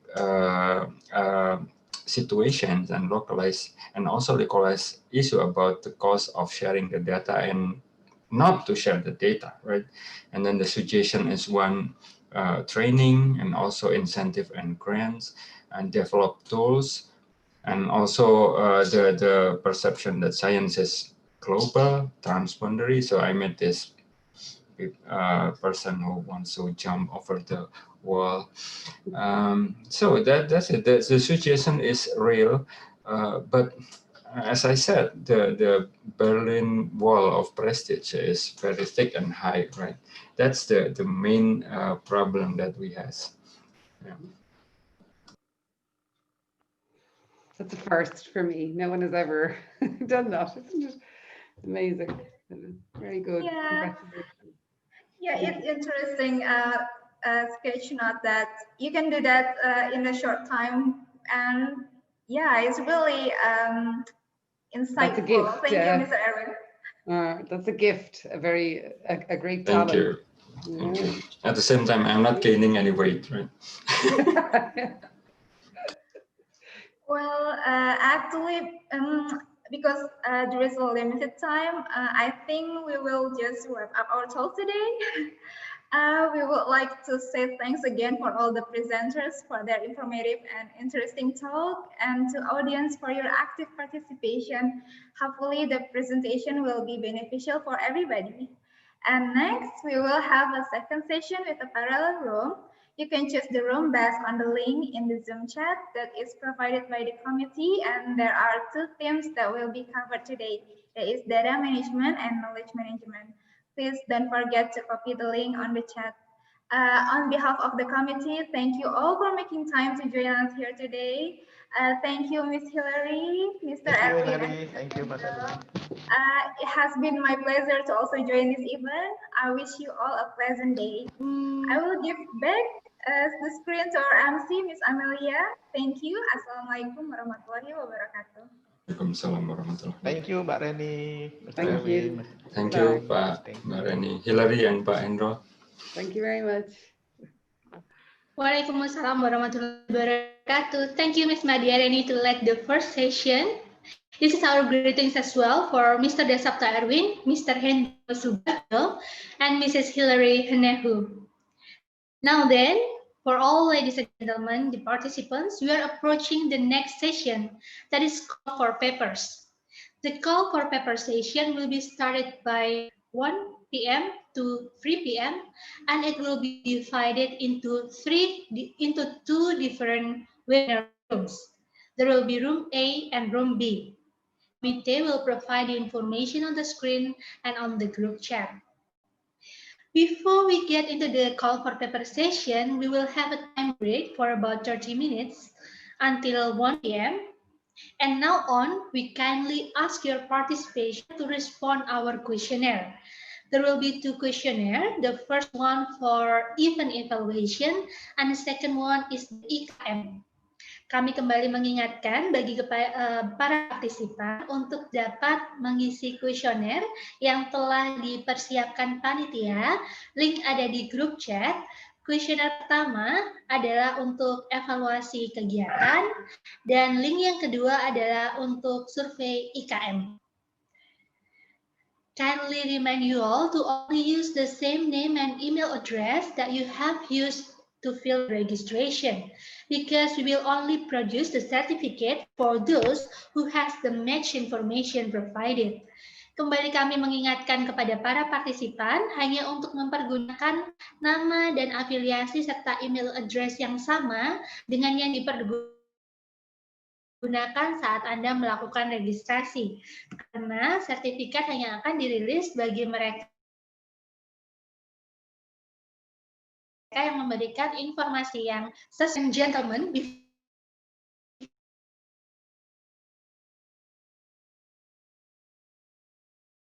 we have some time for take a break, seeing this first session for the conference today. So for the committee, Let's we have a preparation.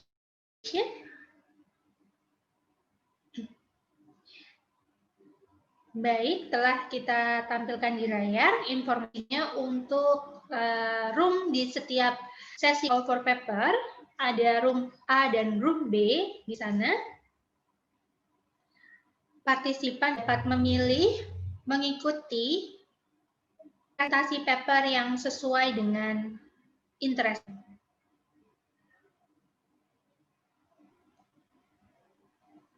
Untuk sesi call for paper akan dipandu langsung oleh dua moderator. Di room A ada Bapak Irhami Ali dari Perpustakaan Nasional yang saat ini sedang menjalani tugas belajar sebagai Fulbright Awardee.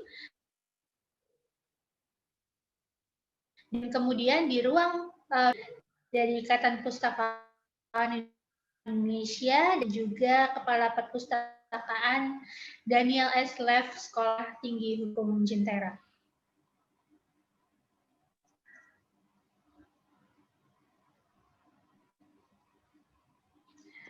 Baik. Kembali kami mengingatkan bahwa waktu untuk istirahat sebentar lagi tersedia hanya 30 menit. Untuk kemudian para partisipan bisa memilih mengikuti topik presentasi di call for paper sesuai dengan personal interest-nya. Mengakhiri sesi 1 ini, komite akan mempersiapkan untuk sesi first session, the committee will allow us to take a photo session all together. So please have your camera on for all the participants. Bagi seluruh peserta, mohon berkenan untuk menampilkan kamera on di devices masing-masing.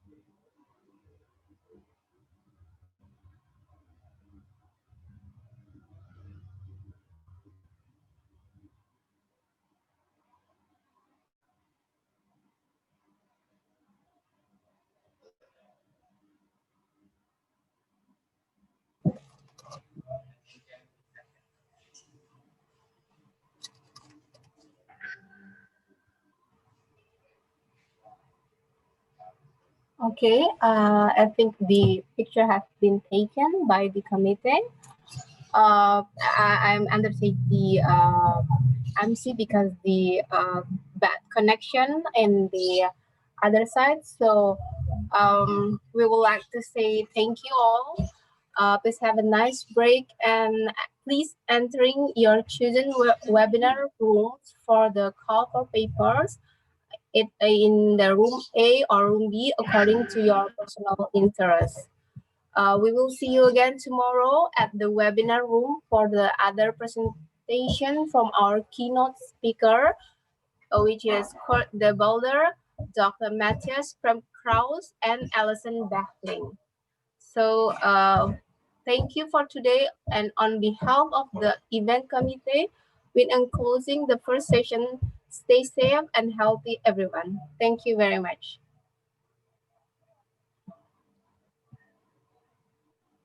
Thank you, Mbak Reni. Thank you, Mbak Amel. Mbak Thank you. Liberty. Thank you. Terima kasih, Bapak. Terima kasih.